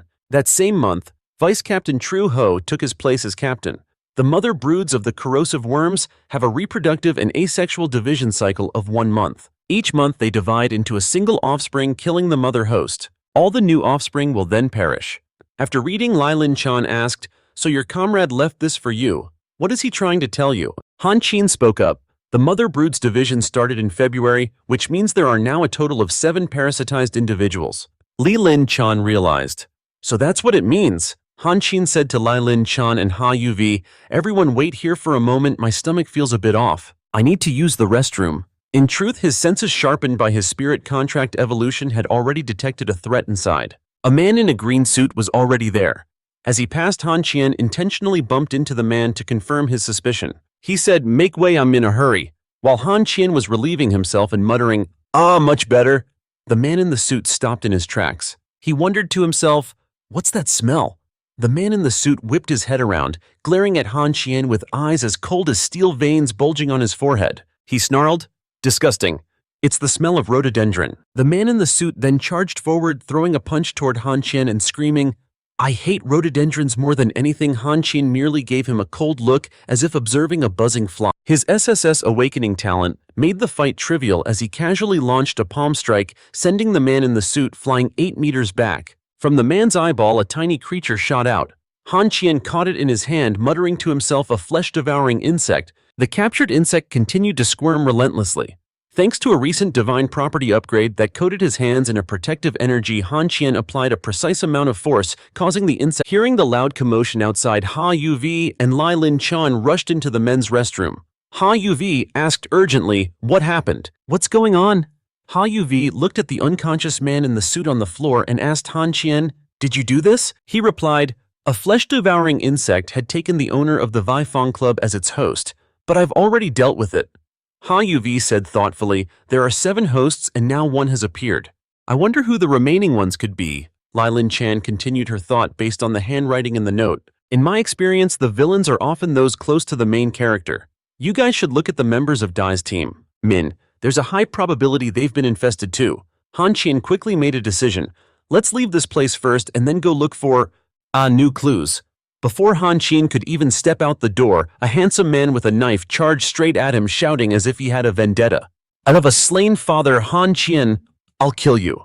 As usual, he simply dodged and stared coldly at the person trying to assault him.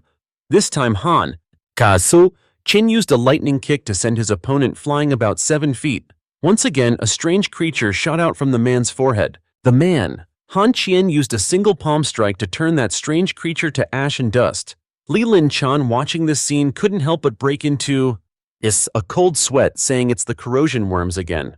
Ha Yuvi looked at the motionless man on the floor and said, "I've met a few of these people. It seems he's a subordinate of Trio Ho." Han Qian had a sudden epiphany and continued Ha Yuvi's thought. "I understand now, all of the People infested by the corrosion worms are connected to the Vifong nightclub Dimin, the owner of the Bok Duong nightclub, and the corrosion worm that Dai Pham crushed. Han Qian paused for a moment, pointing at the man on the ground, and continued, and there's also Dai him. They are all from the nightclub. These people all have a relationship with one person, and that is the temporary captain of Team 1 in Tam Lam City Tru Ho. Han Qian suddenly said, damn it, I know where Dai Pham is going at some place. Trio Ho was expressing his personal comfort. A girl doing yoga on the floor said to Trio Ho, who was playing pool, that, Captain Trio, you're so strong, I like it a lot. While the two were enjoying their workout, the door was suddenly kicked open with a bang. Defam Tantleby entered and immediately called out the name Trio Ho. Defam entered the room and said, Trio Ho, you murdered D Min to usurp the captain's position and even used corrosion worms to suppress awakened geniuses who might possess an SSS awakening talent and exceptional spirit contract. On the other side, he quickly straightened his clothes to receive him. Dai Pham shouted, carrying such sins, yet you still dare to be free outside the law. Trio Ho broke into a cold sweat, putting on a placating face. He said, you must be the useless little brother of D Min, right? What's wrong? Your wife died. So instead of hiding and licking your wounds, you ran here to cause trouble. D Pham, remembering that painful memory again, he cried out, it was all your fault. Today I will definitely settle the score clearly. Trio Ho shrugged and said, you can't blame me for this. If there's anyone to blame, blame them for not being strong enough or lucky enough. And hey, you're standing here spouting so many useless words to me. Aren't you afraid of my reinforcements? While the two were talking, a group of Trio Ho's lackeys rushed to ambush Dai Pham from behind. One of them shouted, Captain Trio, are you all right? Trio Ho ordered his men. This person is openly trying to assassinate an important member of the city guard. Then Trio Ho yelled, kill him, execute him on the spot. Trio Ho's lackeys shouted in unison, yes sir. Dai Pham knew the situation was dire for him. He was determined to take them all down with him.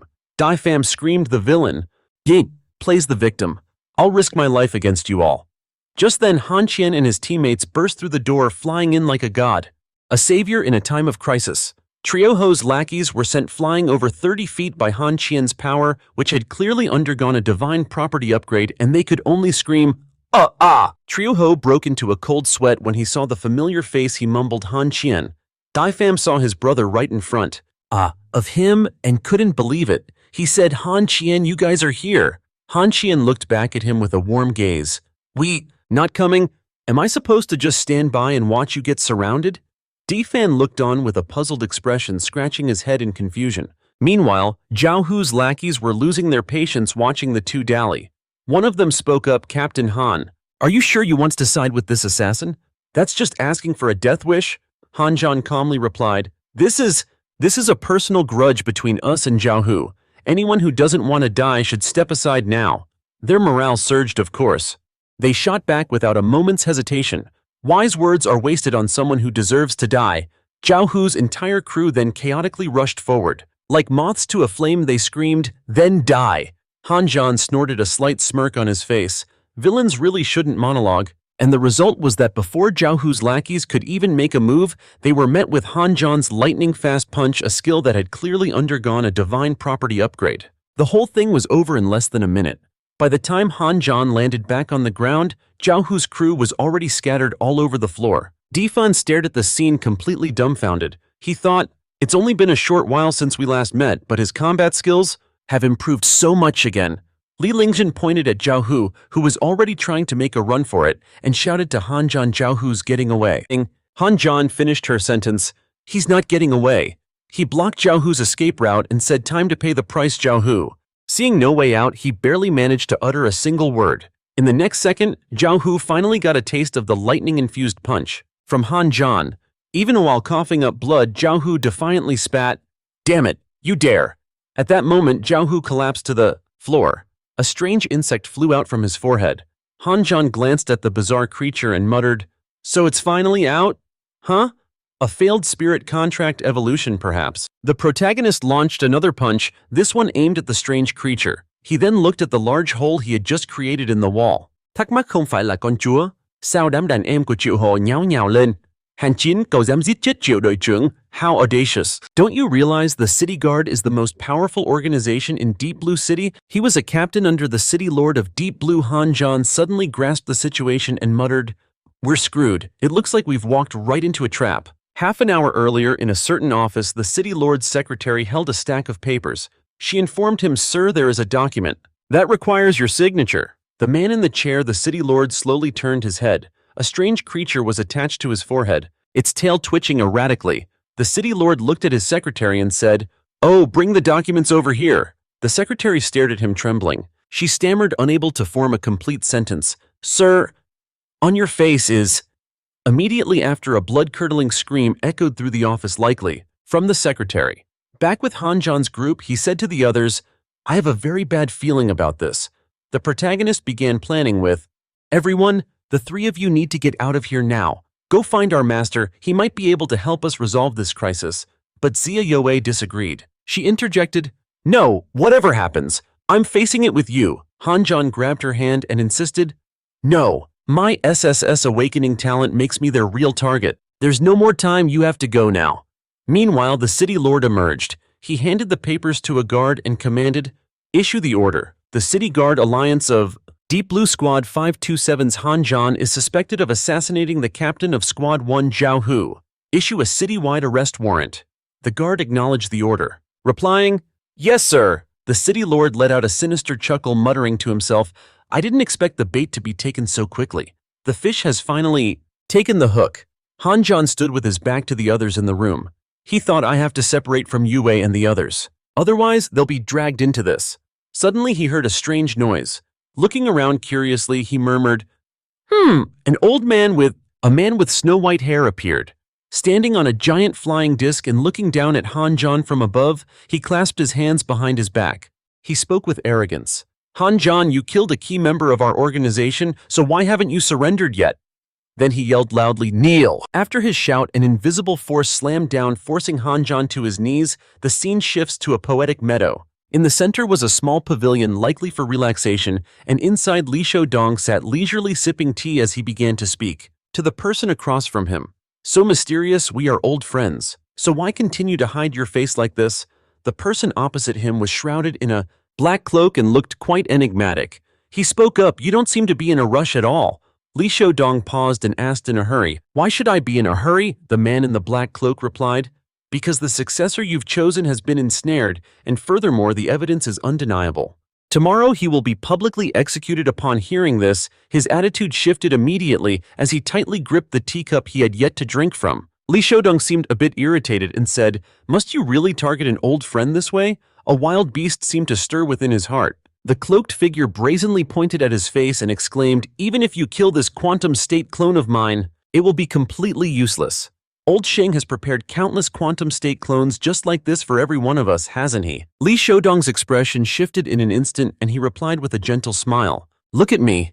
I completely forgot about that." He continued, "It's no matter. There are plenty more surprises waiting in the wings. You just wait and see." Hearing this, the man in black didn't respond and simply faded away. Lin Jingxuan then stepped forward, his expression grave. He bowed to Li Xiaodong and asked, "Master, should I go and rescue my junior brother?" He stared at the cup of steaming tea and replied, "My disciple, I have allowed them to stir up trouble within the organization for a long time, but I still haven't identified the mastermind, so I cannot yet close the net. They believe using Zhao Hu to lure Han Zhan, whose latent power comes from his SSS awakening talent, can restrain me, but why? Couldn't Han Zhan be the bait? I myself have cast a key to his impending spirit contract evolution." Li Xiaodong gazed down at his own reflection in the tranquil tea. A mysterious smile played on his lips as he murmured in a low voice, "The world is like a game of chess and every round is new. This will be difficult for you, Han Zhan." Returning to Han Zhan's predicament, he was bound and imprisoned in an empty room where the old man with snow-white hair stared at him. He exclaimed with annoyance, "You still refuse to confess your guilt?" Han Zhan looked up and replied calmly, "Confess what crime am I guilty of?" Hearing his words, the old man drove a fist into his chest and yelled, "Stubborn fool!" The blow was quite powerful. Causing him to cry out in pain, the old man showed no mercy, grabbing Han Zhan by the hair and saying in a harsh tone, "Snap out of it, Li Shou, and he have no way of saving you right now. You have only two choices." Before the old man could finish, Han Zhan interrupted him.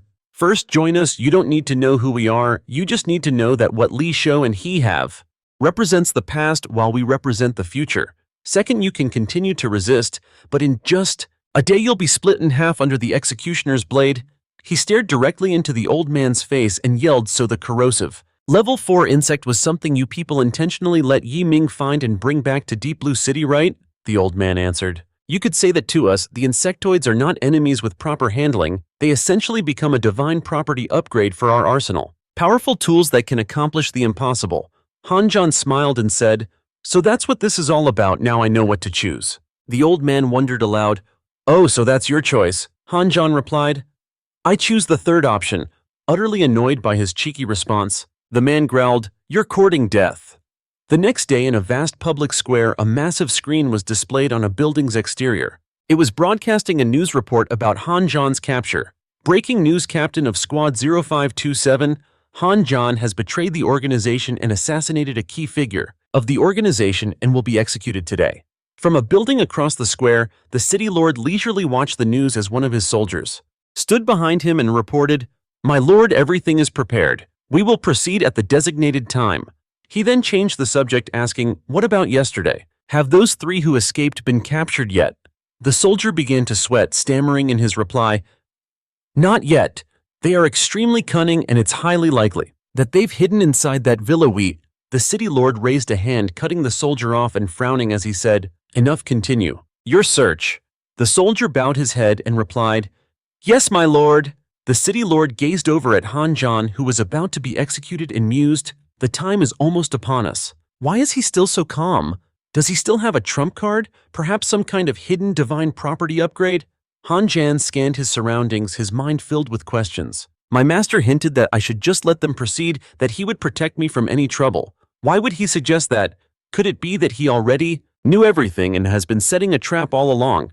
The crowd gathered to watch the execution was also buzzing with chatter. A man with blue hair said, Isn't that the spirit contractor who unlocked that legendary SSS awakening talent a while back? A blonde man exclaimed in shock, Heavens, how did he end up a traitor to the city? A red-haired man chimed in, Rumor has it that the administration transferred him to work for the City Guard Alliance, which made him resentful, so he went on a killing spree. The city lord, standing atop a high-rise building, boomed out to the crowd. Greetings, citizens of Deep Blue City. The crowd erupted in murmurs. It's the city lord.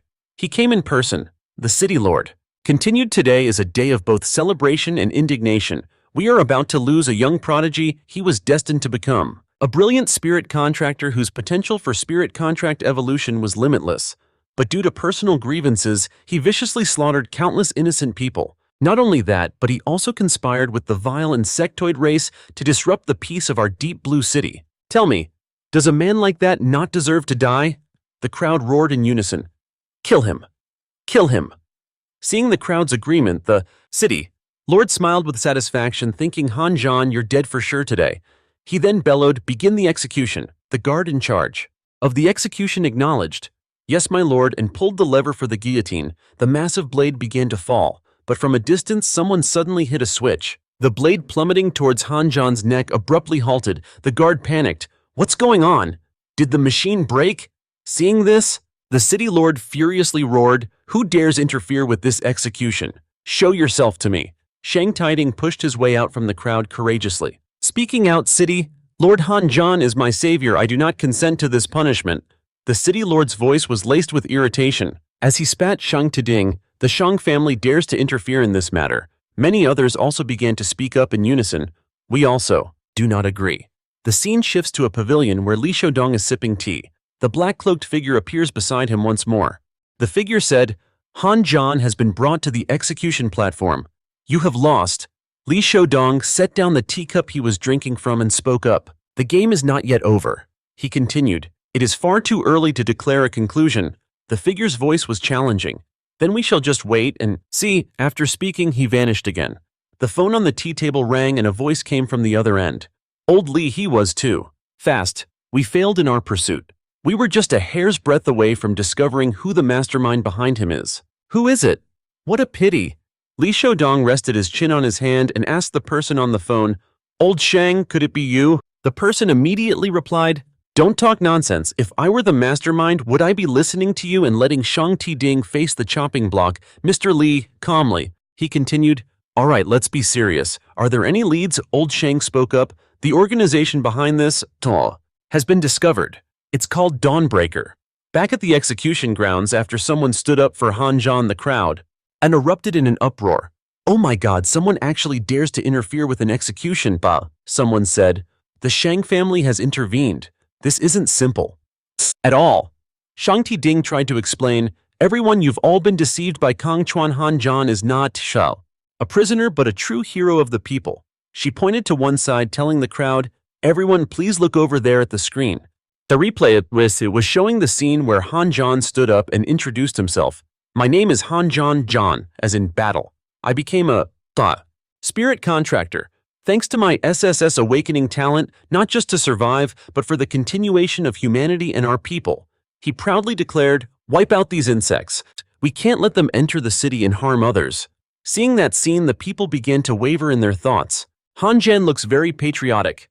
Could someone who wholeheartedly protects us really be a traitor? The old man who had captured Han Zhan suddenly appeared, roaring at the crowd, silence! Everyone was shocked to see him. Someone remarked, Shinito, what powerful pressure. While another wondered, who is he? The old man's face was ferocious as he growled, executing Han Zhan is the missions of our Dawnbreaker. No one is allowed to interfere. With that, the old man struck a giant flaming hand, lashing out. Chisun, accompanied by a heaven-shaking roar, today you will die. A powerful force appeared, blocking the hand. The hand exploded, and in mid-air, the old man, shocked, widened his eyes and exclaimed, what's happening? That same power continued toward him, sending him flying. The old man cried out in pain from the blow. Argh! He had no time to react, his face contorted in agony and fear. The people below and were startled by this scene, curiously asking, what's going on? Someone replied, I don't know, I couldn't see who did it. Shang Ding and the crowd seemed to spot a stranger standing atop a tall building in the distance. Seeing he was discovered, the person immediately leaped away. Meanwhile, the city lord seemed furious. He charged toward Han Zhan, as intending to strike, shouting, damn you, no one can save you today. But Han Zhan seemed to have realized something. He murmured, teacher has made his move. The time has come. The city lord threw a punch, cursing, go to, hell. The punch landed, creating a huge explosion of smoke and fire, but Han Zhan easily stepped back and dodged it. The city lord, unwilling to accept it, exclaimed, so fast his spirit contract evolution must have boosted his agility. Han Zhan didn't stand still either, darting toward him and launching a palm strike. It hit the city lord's face, causing another explosion. This strike from Han Zhan was quite powerful. The city lord fell back in pain. Suddenly, the beast within him was revealed. Han Zhan quickly grabbed the strange insect-like creature and immediately crushed it. Blood splattered everywhere. The surrounding people were horrified, wondering, what is that, an insect? Han Zhan held the insect up high and shouted, everyone in my hand is a fourth-stage devourer worm. It parasitizes human bodies, causing chaos and trying to disrupt our society. You may not believe me, but everything I do is to protect humanity. Some people began to whisper about the defeated city lord, realizing the devourer worm's parasitic nature was like a twisted divine property upgrade. He appeared again unexpectedly. The city lord looks incredibly strange. Someone said, that's right, thanks to Han Qian's timely intervention. Otherwise, the consequences would have been unimaginable. Li Xiaodong suddenly appeared and asked how everyone was feeling after this experience. He continued asking, did you feel the line between life and death among us? Han Qian quickly replied, the feeling of having you solve the problem, teacher, was truly exhilarating, but if there is a next time, I hope to be the one leading. The charge Li Xiaodong was very pleased with his disciple. He smiled and said, you did very well. The broodmother is dead and the remaining devourer insects have also been found. You have performed a great service. The master and disciple continued their discussion. The teacher said gently, it is just a shame I acted too harshly and did not leave any clues about the Dawnbreakers. Han Qian asked curiously, what are the Dawnbreakers? Li Xiaodong explained to his disciple a secret organization that has been hiding within the ranks of the city guards. Currently, we still have not gathered any more information. Hearing this, Han Qian was quite surprised. He said, I cannot believe there is an organization hiding right among us. Yifan announced from the crowd, Captain, we have found the body of Bai Xiang.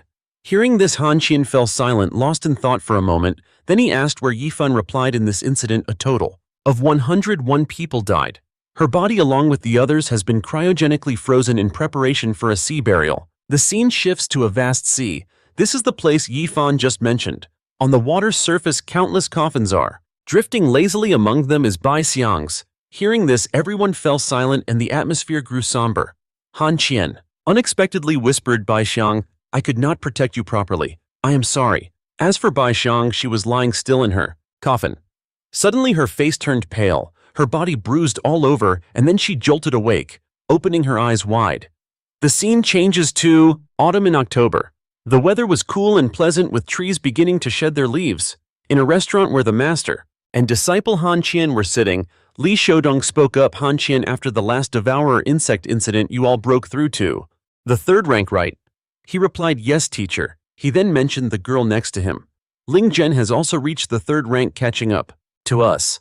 This is Li Ling Zhen, whose SSS awakening talent granted her a third-rank spirit contract with the manifestation form of the ancient divine weapon, the Shenong Ding. She has also achieved a significant divine property upgrade called Refining the True Origin, Nurturing All Creation. Ling Zhen added, Yuvi has also awakened many new musical pieces. From now on, I will have to practice more diligently. The system displays information Xia Youwei SSS-Rank Spirit Contract 3rd Rank. Manifestation Form Ancient Divine Weapon.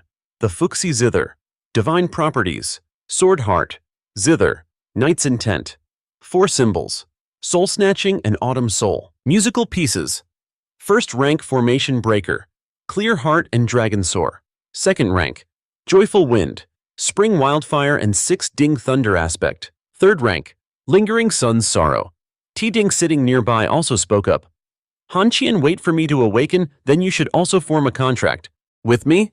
Okay? Han Qian replied. About that. I can only form a contract with a spirit that possesses a divine property because I can best facilitate its spirit contract evolution. For that type of spirit. T Ding agreed. Alright then. I hope I can possess a divine property. Teacher Li asked Han Qian after the 3rd rank. None of the subsequent cities offer a worthy place for you to continue training. Do you have any plans? He answered his teacher. Want to continue getting stronger on my own, step by step, to overcome the insect calamity and forge a path out of this apocalyptic world. His teacher smiled and continued, in that case I will contact Wei Qing right now. Tomorrow will. A plane is taking you to the frontline battlefield for training. The first war zone is gearing up for a massive battle. The final battle of the year against the insectoid clan.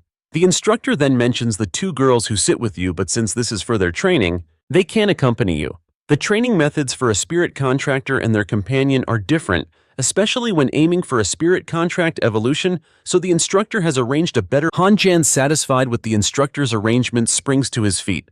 He clasps his hands and declares that he will follow all of the instructions. At the Great Xia, frontline battlefield gun emplacements are firing relentlessly, illustrating the tense situation. Massive cannons fire non-stop, battling monstrous beasts shaped like giant pythons. Many people have been wounded and are being loaded onto a pickup truck. A commander yells, hurry, evacuate the wounded now. Old Zhang appears and asks the man before him, Xiao Youwei, why he has returned. Xiao Youwei, looking irritated, immediately snaps back at him. 3 members of your squad died and you retreated, yet you have the nerve to ask me that. Old Zhang, confused, retorts, what nonsense are you spouting? A standard squad has only 5 members. You lost 3 of them. Couldn't you wait for reinforcements? Your squad is only short 2 people and you're already calling for backup. Have you no shame? Hearing this, Xiao Youwei grows even more furious, raising his fist and yelling, how can I be like you guys? I'm here on a mission, see, an elite mission, one that promises a divine property upgrade. Suddenly a squadron of aircraft flies overhead, their roaring engines startling everyone below. Han Zhan emerges from one of the planes. He approaches and reports to Xiao Youwei.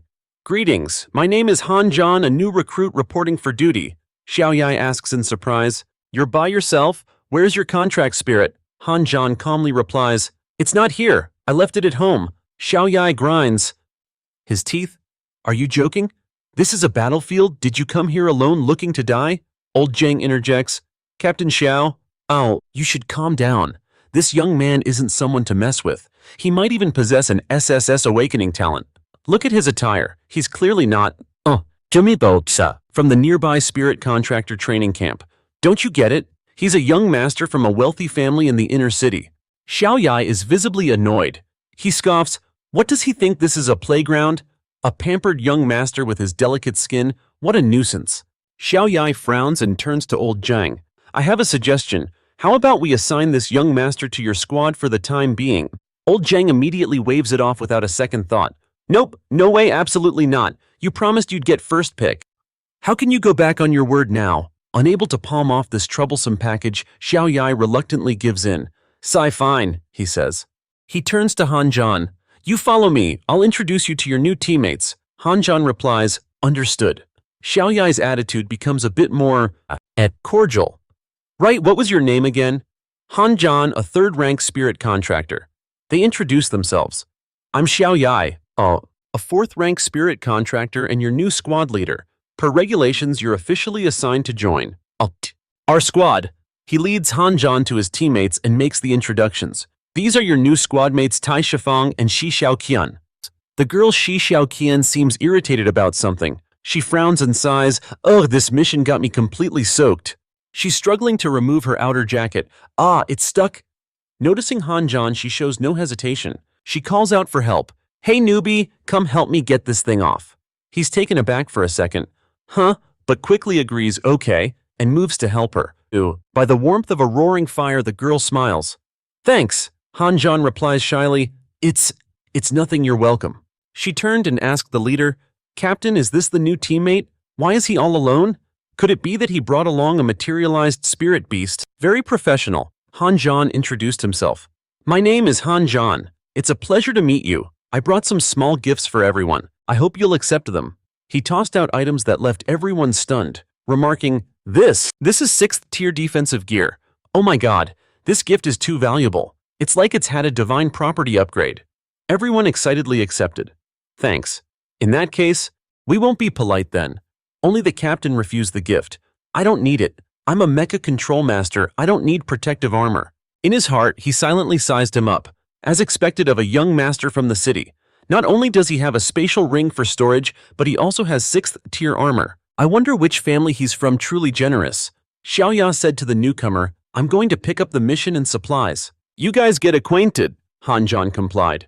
Seeing the captain leave, the remaining members started chatting animatedly. "Is Captain Xiao really a mecha control master?" The young man Tai Shifang spoke up. "Yeah, our old Xiao lost his spirit beast in a frontal battle, tragically halting its spirit contract evolution. The war zone arranged a second-class opportunity for him so he could continue to pilot a mech." The girl added, "But the one thing he despises most are those noble figures who only know how to leech off their family's fame." Realizing she had misspoken while talking about Han Zhan right behind his back, she covered her mouth. Embarrassed, she blurted out, "Sorry, I forgot you were one too." The captain, having returned with the supplies, cut off the discussion. "Stop the nonsense. Prepare to move out for the mission." Han Zhan asked, "What is our mission?" Xiao Youwei replied, "A mission of total annihilation." Han Zhan took a bag of supplies, puzzled by what he just heard. Total annihilation. Xiao Youwei explained with a grim face, "You all know about the Iseki Snake Clan, right?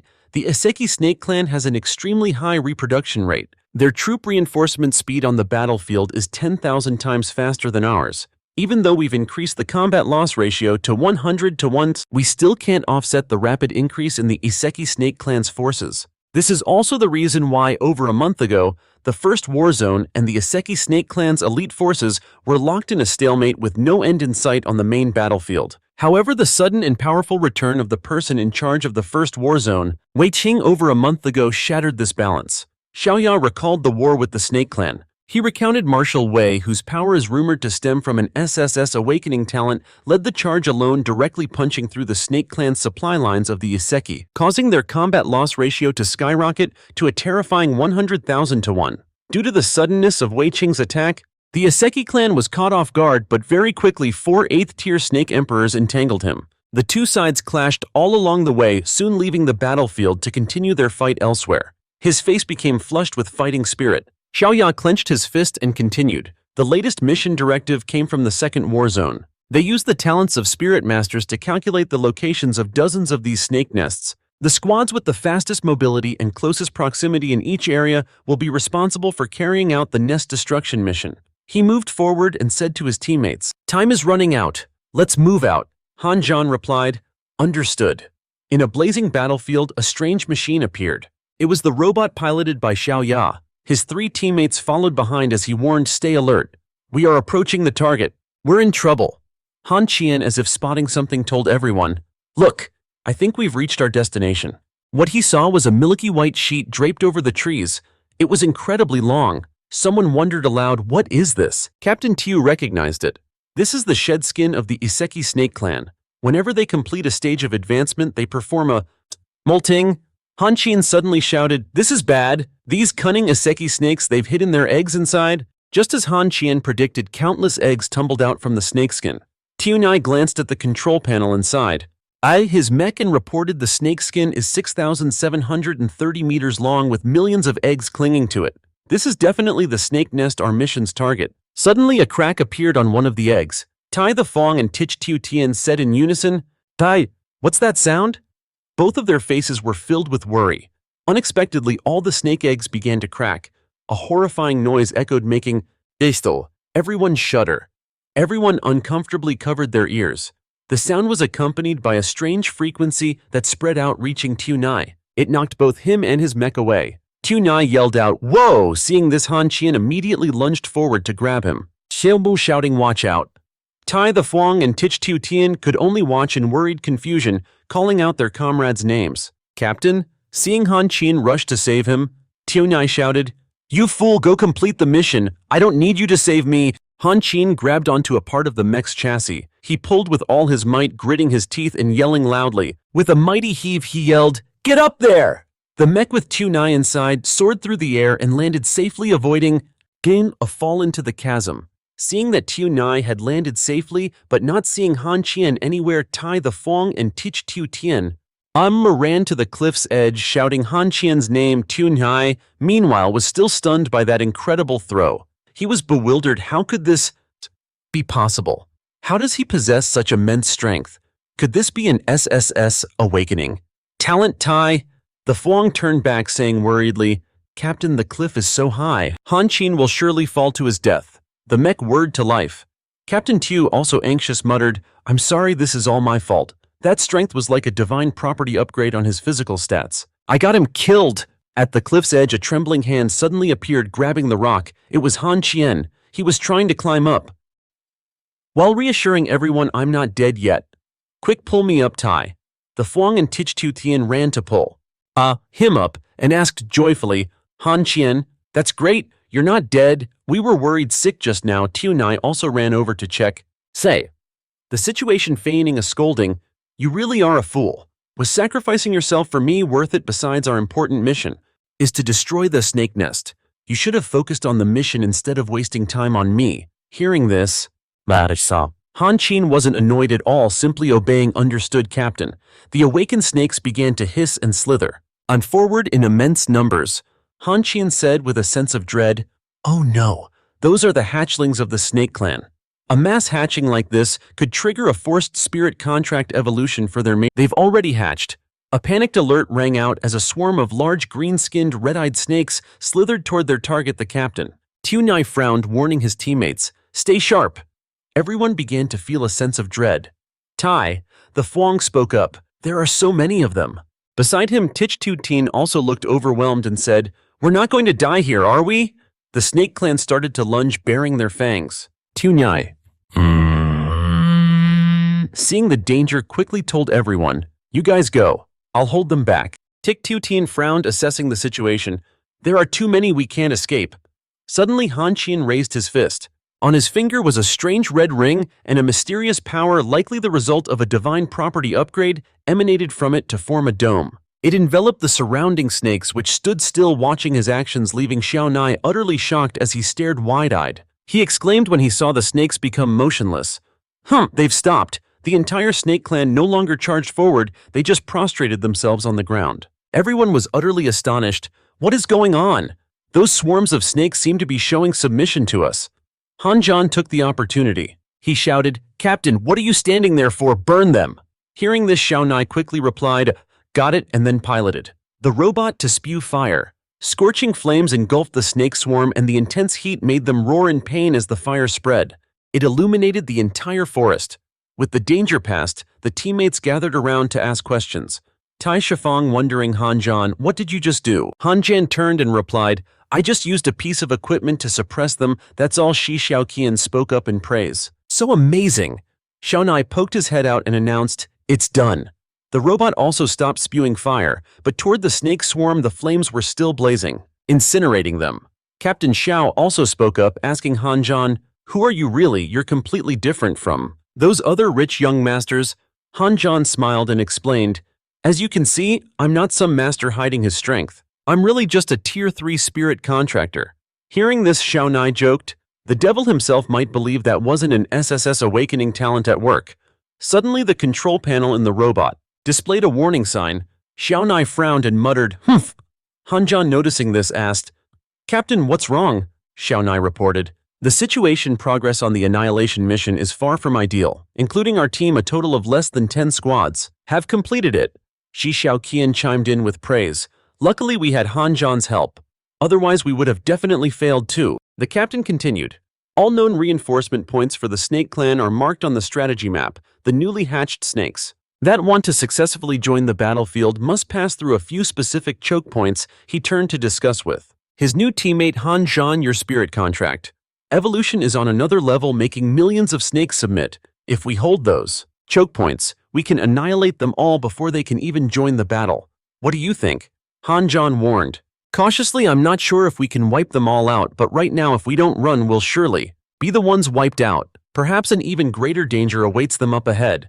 A more terrifying snake had yet to appear. It was a Tier 5 from the Asaki Snake Clan, tasked with guarding the nest. Tai Shifang looked back in shock and exclaimed, this is the nest guardian? Xiao Mei's eyebrows knitted tightly as he whispered, it's huge! Han Zhan was the first to react. He hurriedly ran in the opposite direction, then turned his head and yelled, what are you standing there for? Run! The other two hurriedly followed him. Tai Shifang said nervously, damn it, there's no way we can defeat this thing. Shi Xiaoqian didn't overthink it and just said one word. Run! Xiao Mei directed the firepower forward and instructed everyone. Go on ahead, I'll cover the rear. The giant snake was hit 2 or 3 times and quickly let out a soul-shaking roar that shook the very heavens. Han Zhan turned back and called out, Captain! Behind them, the snake had already opened its mouth and swallowed the engine of Captain Xiao's mech. It glared and chomped down and everything shattered. Xiao Mei was thrown out as Xiao Mei gritted his teeth. Lying on the ground, his body covered in wounds, he let out a soft groan. Tai Shifang saw this and was so shocked he stammered. Call the captain, yelled the snake as it roared and opened its enormous mouth towards the two of them without any hesitation. It lunged to bite down as a golden sphere quickly materialized around Shi Xiaoqian and Kai Shifang, protecting them both. Kai Shifang stared at the protective sphere in disbelief and asked, what is this? Shi Xiaoqian exclaimed happily. It's the 6th tier defensive gear. The one Han Zhan gave us just activated its divine property upgrade. Kai Shifang clenched his fists, smiling brightly, and replied, that's great, we're saved. But the snake wasn't ready to give up. It opened its mouth and sprayed an acid-like liquid onto the shield, which unexpectedly managed to penetrate the shield and rain down on their heads, leaving them no time to react as their bodies were instantly corroded away, dissolving like dust. Kai Shifang only managed to let out a cry as blood stained the air. Han Zhan's eyes widened, watching the horrific scene before him, completely speechless. The snake immediately turned to attack him. Baring its fangs and flicking its tongue, it shrieked at Han Zhan, whose eyes widened and instantly turned a brilliant gold, a sign of his SSS awakening talent flaring to life. He gritted his teeth and said, you bastard! He drew back his arm into a combat stance as a golden flame erupted around him. With a grunt of exertion, a fiery aura flared above his head. He then nimbly leaped up, dodging the giant snake's attack. He quickly shouted Dragon Wall Art, then swiftly summoned his weapon from mid-air. Han Zhan roared wind. Come, and aimed the weapon in his hand, straight down at the massive snake. A razor-sharp spike suddenly grew from the snake's head. It then aimed the spike directly at him, creating a long streak of light. The projectile collided with the aura surrounding him, but failed to pierce through his protective barrier. He was sent flying back with a soft grunt. The light from the sky crashed into the ground, creating a small tremor. He sat on the ground, clutching his knees, and said, damn it, this 5th-tier guardian is too strong. I can't face it head-on at all. The snake opened its mouth wide, intending to bite his head off. Suddenly, a pillar of pale blue light slammed down onto its head, stopping it in its tracks. Its bloodshot eyes widened as the snake became completely motionless. The light on its head faded, revealing a long sword embedded there. Han Zhan stared forward in astonishment, not believing his own eyes. A pair of slender legs landed gracefully on the snake's head right next to where the sword had been plunged in. A girl with blue hair flowing in the wind slowly steadied herself. Han Zhan clasped his hands and bowed his head, saying, "Thank you for saving my life, senior." This person was none other than Gong Yangjin. She raised a hand to her face and smiled faintly, then looked at him and said, "Hey kid, you're not bad looking. You're totally my type. However, I'm not some senior from your Grand Xia Federation. I come from the city of ultimate evil, the very place you spirit masters call the Hall of Wayward Souls." Han Zhan immediately recalled the people he had met before, thinking to himself, the Hall of Wayward Souls, the city of ultimate evil. They're mostly filled with exiles who were rejected by their nations. They're all sent to a massive containment zone, which is essentially the so-called lower city district. He looked at Gong Yangjin and continued his thought. Their evil is just that, they'll do whatever it takes to get what they want. Is she really one of them? At the same time, his system panel quickly displayed Gong Yangjin's information, a testament to her spirit. Contract evolution SSS rank, spirit contract, 8th tier form annihilation, edge trait. Valkyrie sweat poured down his face after he read the information. He thought in shock, an 8th tier Valkyrie. She suddenly pushed off on her toes, leaping up and in. An instant she appeared right behind him. She leaned in close and asked, "What was the name of that tune you were just playing?" Can I cảm nhận được từng tế bào trong cơ thể mình đều được tăng cường. Thậm chí tôi có cảm giác như có thể đấm nở cả xà hoàng. Bằng một đấm, cô mỉm cười nói. Trong sự kinh ngạc của cậu, tôi sẽ bắt cậu mang về làm trợ thợ chiến đấu riêng cho tôi. Hàng Chiến đưa tay cạnh lại nói, "Đợi đã." Công Dương Cận nhướng mày hỏi, sao một tấm giải linh khẽ sư nhỏ bé mà còn dám phận kháng sao? Cậu hét lớn, "Nhiệm vụ của tôi vẫn chưa hoàn thành, không thể rời đi." Cô lại bình tĩnh đáp, Vậy nếu tôi cưỡng ép mang cậu đi thì sao?" Hàn Chiến đưa con dao tới sát cổ mình, nhìn cô bảo, "Tôi sẽ chọn từ sát." Cớ Dương Cận hơi lùi lại, gương mặt khẽ hiện lên vài tia bất lực, nói, "Không ngờ cậu lại cứng rắn như vậy. Nói đi, phải làm sao thì cậu mới chịu đi cùng tôi?" Cậu im lặng nhìn về phía cô, ngẫm nghĩ người phụ nữ này có vẻ khá quý mến. Tôi sao không tận dụng điểm này để nhờ cô ấy giúp tôi hoàn thành nhiệm vụ? Nghĩ rồi, cậu liền đưa ngón trỏ lên đáp, "Nếu muốn tôi đi cũng được, nhưng cô phải cùng tôi đối đầu với lũ côn trùng tộc Iseki mới vừa nổi trên chiến trường và tiêu diệt chúng hoàn toàn." Công Dương Cận khoanh tay trước ngực nhìn xuống, nói, "Tôi còn tưởng cậu sẽ đưa ra yêu cầu gì quá đáng chứ." "Được, tôi đồng ý." Hàn Chiến nhanh chóng lấy ra tấm bản đồ rồi bảo đây là một bản đồ phân bố của tổ rắn. Cậu nhanh chóng mở bản đồ ra, bên trong đánh dấu vị trí của từng chiếc tổ rắn to tướng. Giọng nói của cậu vang lên đều đều, "Gần đây có 3 vị trí có thể phục kích rắn con có thế hỗ trợ trên trường chính từ phía bên, phối hợp với lực lượng chủ lực Đại Hà để hoàn thành cuộc tổng tấn công quyết định." Cuối cùng cô cười nhếch môi đáp lời, "Không thành vấn đề." Bất ngờ sau lưng Công Dương Cận xuất hiện một vòng xoáy đèn tuyến xe lán, ánh đờ phía sau cô hiện ra một chiếc đầu của sinh vật kỳ lạ. Cô đau đớn kêu lên không ổn, rồi ma lực ở vết thương bắt đầu phát tác. Hàn Chiến nhìn cô đang trở nên bất thường, lập tức hỏi, "Sao vậy?" Đôi mắt cô dần bị khí đen chiếm lấy, cô hét lớn với cậu chạy mau. Thế rồi cả người cô bị bao vây bởi luồng khí đen, đắc bay đến chỗ Hàn Chiến với tốc độ kinh hồn. Cậu đưa tay về phía trước chống đỡ rồi khẽ nói, "Cô ấy có khí tức của ma hóa." Hàn Chiến bay lên không trung, dừng vũ khí của mình, la tỏa ánh sáng xuống người. Công Dương Cận ánh sáng dần chạm đến cô, xuyên qua cơ thể giúp cô bình tĩnh lại, nhớ có ánh sáng đó mà ma hóa đang bao vây lấy cô được đẩy văng ra, dần dần tan biến. Công Dương Cận nhìn bạn thân kinh ngạc thốt lên được, rồi cô nhìn về phía Hàn Chiến, hỏi, "Cậu là ma?" Cậu đáp, "Thanh tâm tán có hiệu quả phục hồi và kiềm chế chỉ là việc nhỏ thôi." Sau đó cậu liền đi đến sau lưng cô, nhìn vào vết thương trên đó rồi hỏi, "Còn cô, vết thương này là sao vậy?" Cô khẽ nhíu mày kể lại, "Tôi bị một con côn trùng để cứu giai làm bị thương lúc đó. Mặc dù may mắn thoát khỏi cái chết nhưng cũng để lại vết thương trong cơ thể con côn trùng. Để cứu giai đó tên là yếm, khí thức của nó có thế kiểm soát cơ thể tôi, khiến tôi rơi vào trạng thái sắp phết." Hàn Chiến trợn to mắt ngạc nhiên, nói, "Côn trùng để cứu giai lại lợi hại đến vậy?" Cậu khẽ chỉ vào đó rồi hỏi, "Tôi có thể xem vết thương của cô được không?" Công Dương càng khẽ nở nụ cười ẩn ý đáp, "Cậu gần dè thật đấy, đến cả tiện nghi của tôi cũng dám chiếm đoạt." Sau đó lại tự cười y phục ra rồi nói, "Cũng được, sau khi cậu xem xong tôi sẽ móc mát cậu đi." Hàn Chiến khẽ chạm vào vết thương trên lưng cô rồi bảo vết, "The wound isn't deep, it can be treated." Ka Duongqian flinched and blushed, thinking how dare he touch it directly. This must be the power of his SSS awakening talent. His face turned serious as a restorative light began to spread.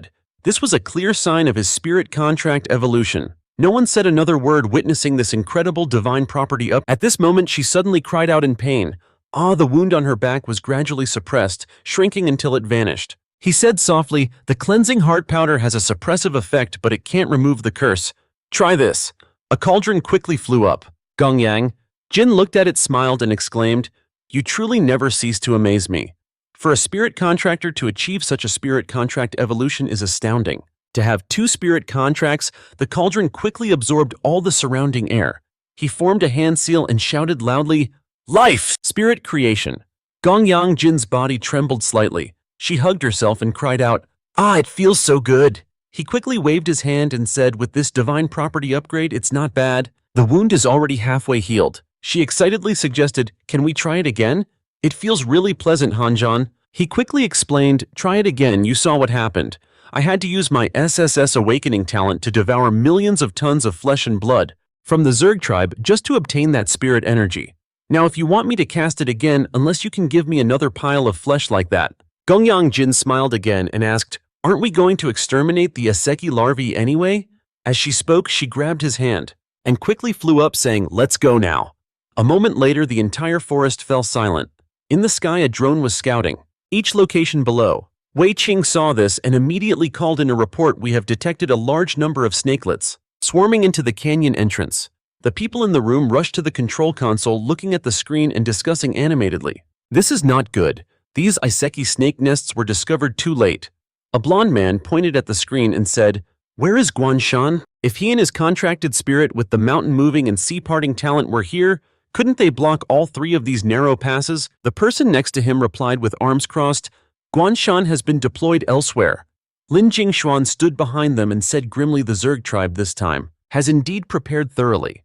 They are forcing us to continuously deploy our high-level combat forces to the front lines. This move, though subtle, is in my opinion undeniably clear. His face turned cold and a strange glint appeared in his eyes. He said, Make a call to Warzone number 8. Inform them to hold their position for now. Elsewhere, Han Zhan and Gongyang Jin were standing on a high rock. Below them, countless Iseki snakes slithered about. He let out a breath and said, Good thing we made it in time. She smiled, stroking her sword, and said, Then let's begin. He looked at her and suggested, Senior Gongyang Jin, let me go first. She asked back, Are you sure? He quickly dove down, leaving behind only a single word. Sure. A massive explosion erupted below. Gongyang Jin watched this and thought to herself, This kid is really reckless, but with me here, I'm sure he'll be fine. He leaned to one side, muttering, You beasts die immediately after he stood up and launched a powerful attack at a snake's head. The people in the control room were utterly astonished watching the scene on the monitor. Lin Jingxuan frowned and wondered to himself, Han Zhan. The people behind him grew restless. The silver-haired old man asked, Why did he charge in alone like that? The blond man also shouted, He's looking for death with a swing of his arm. Han Zhan left countless snake carcasses strewn about. He clenched his fist and said, I originally just came to train my 8 aura fist. But there are just too many snakes. It's impossible to kill them all. Just then behind him 2 snakes appeared, flicking their tongues as they lunged forward, roaring. He saw them and thought to himself, I'm done for. At that moment, Gongyang Jin soared up like a shooting star, rushing to his aid. A powerful energy beam struck the ground right next to Han Zhan. Her powerful voice rang out, Get out of my way. Her perfect form slowly descended, her hair fluttering in the wind as her eyes lit up. He let out a mighty roar as another sword strike shot out, instantly splitting the snake in 2, while Han Qian suddenly lunged forward. His eyes turned a brilliant gold as he said, Thanks, but I can still fight. She gave a small smile and said, This kid is truly a daredevil. He stood among the massive snakes, his circulating aura erupting in a brilliant golden flame thanks to his SSS awakening talent. Open, he yelled. The 3rd chi of the 8. Chi fist. Life chi release has been unlocked. He crouched down and threw a punch forward, shouting, Let me test this power. The intense light from his attack quickly decimated most of the snakes. Gongduang Kan's eye twitched as she whispered, How interesting. To think he could unleash such might? She smiled, then gripped her sword and charged forward, saying, I am here to help you. La Qinhuyan exclaimed in shock. My goodness, that boy can actually stop a whole nest of snakes? The man behind him asked. And who is that girl? He frowned and replied, The she-devil from the city of ultimate evil, a rank 8 whose spirit contract evolution is beyond measure. Gongduang. 1 month ago she fought Ngui Kun and was defeated by the combined strength of him and his wife. I originally thought she had left the Asaki battlefield, but I never expected she was still around, and she is even teaming up with our junior brother. Over on their side, night had fallen and the air reeked with the stench of death. Han Qian and Gong Duangkan stood Amidst the countless Asaki snake corpses with blank expressions, he pointed to the cauldron above his head and said with how many corpses absorbed, can we activate the divine property upgrade for living creation again? Having said that, he immediately had the artifact absorb everything. He looked behind him and said, get ready, we can resume the treatment now. She nodded in response as the wound on her back started to corrupt again, emitting a swirling black and red smoke. She stood tall, waiting as he quickly controlled the cauldron to start the treatment, saying, begin. Gong Duong Khan cried out in ecstasy. Ah! From the wound on her back emerged a massive sharp spike. He asked the wound, has a black thorn, should I pull it out? She nodded slightly and replied, pull it.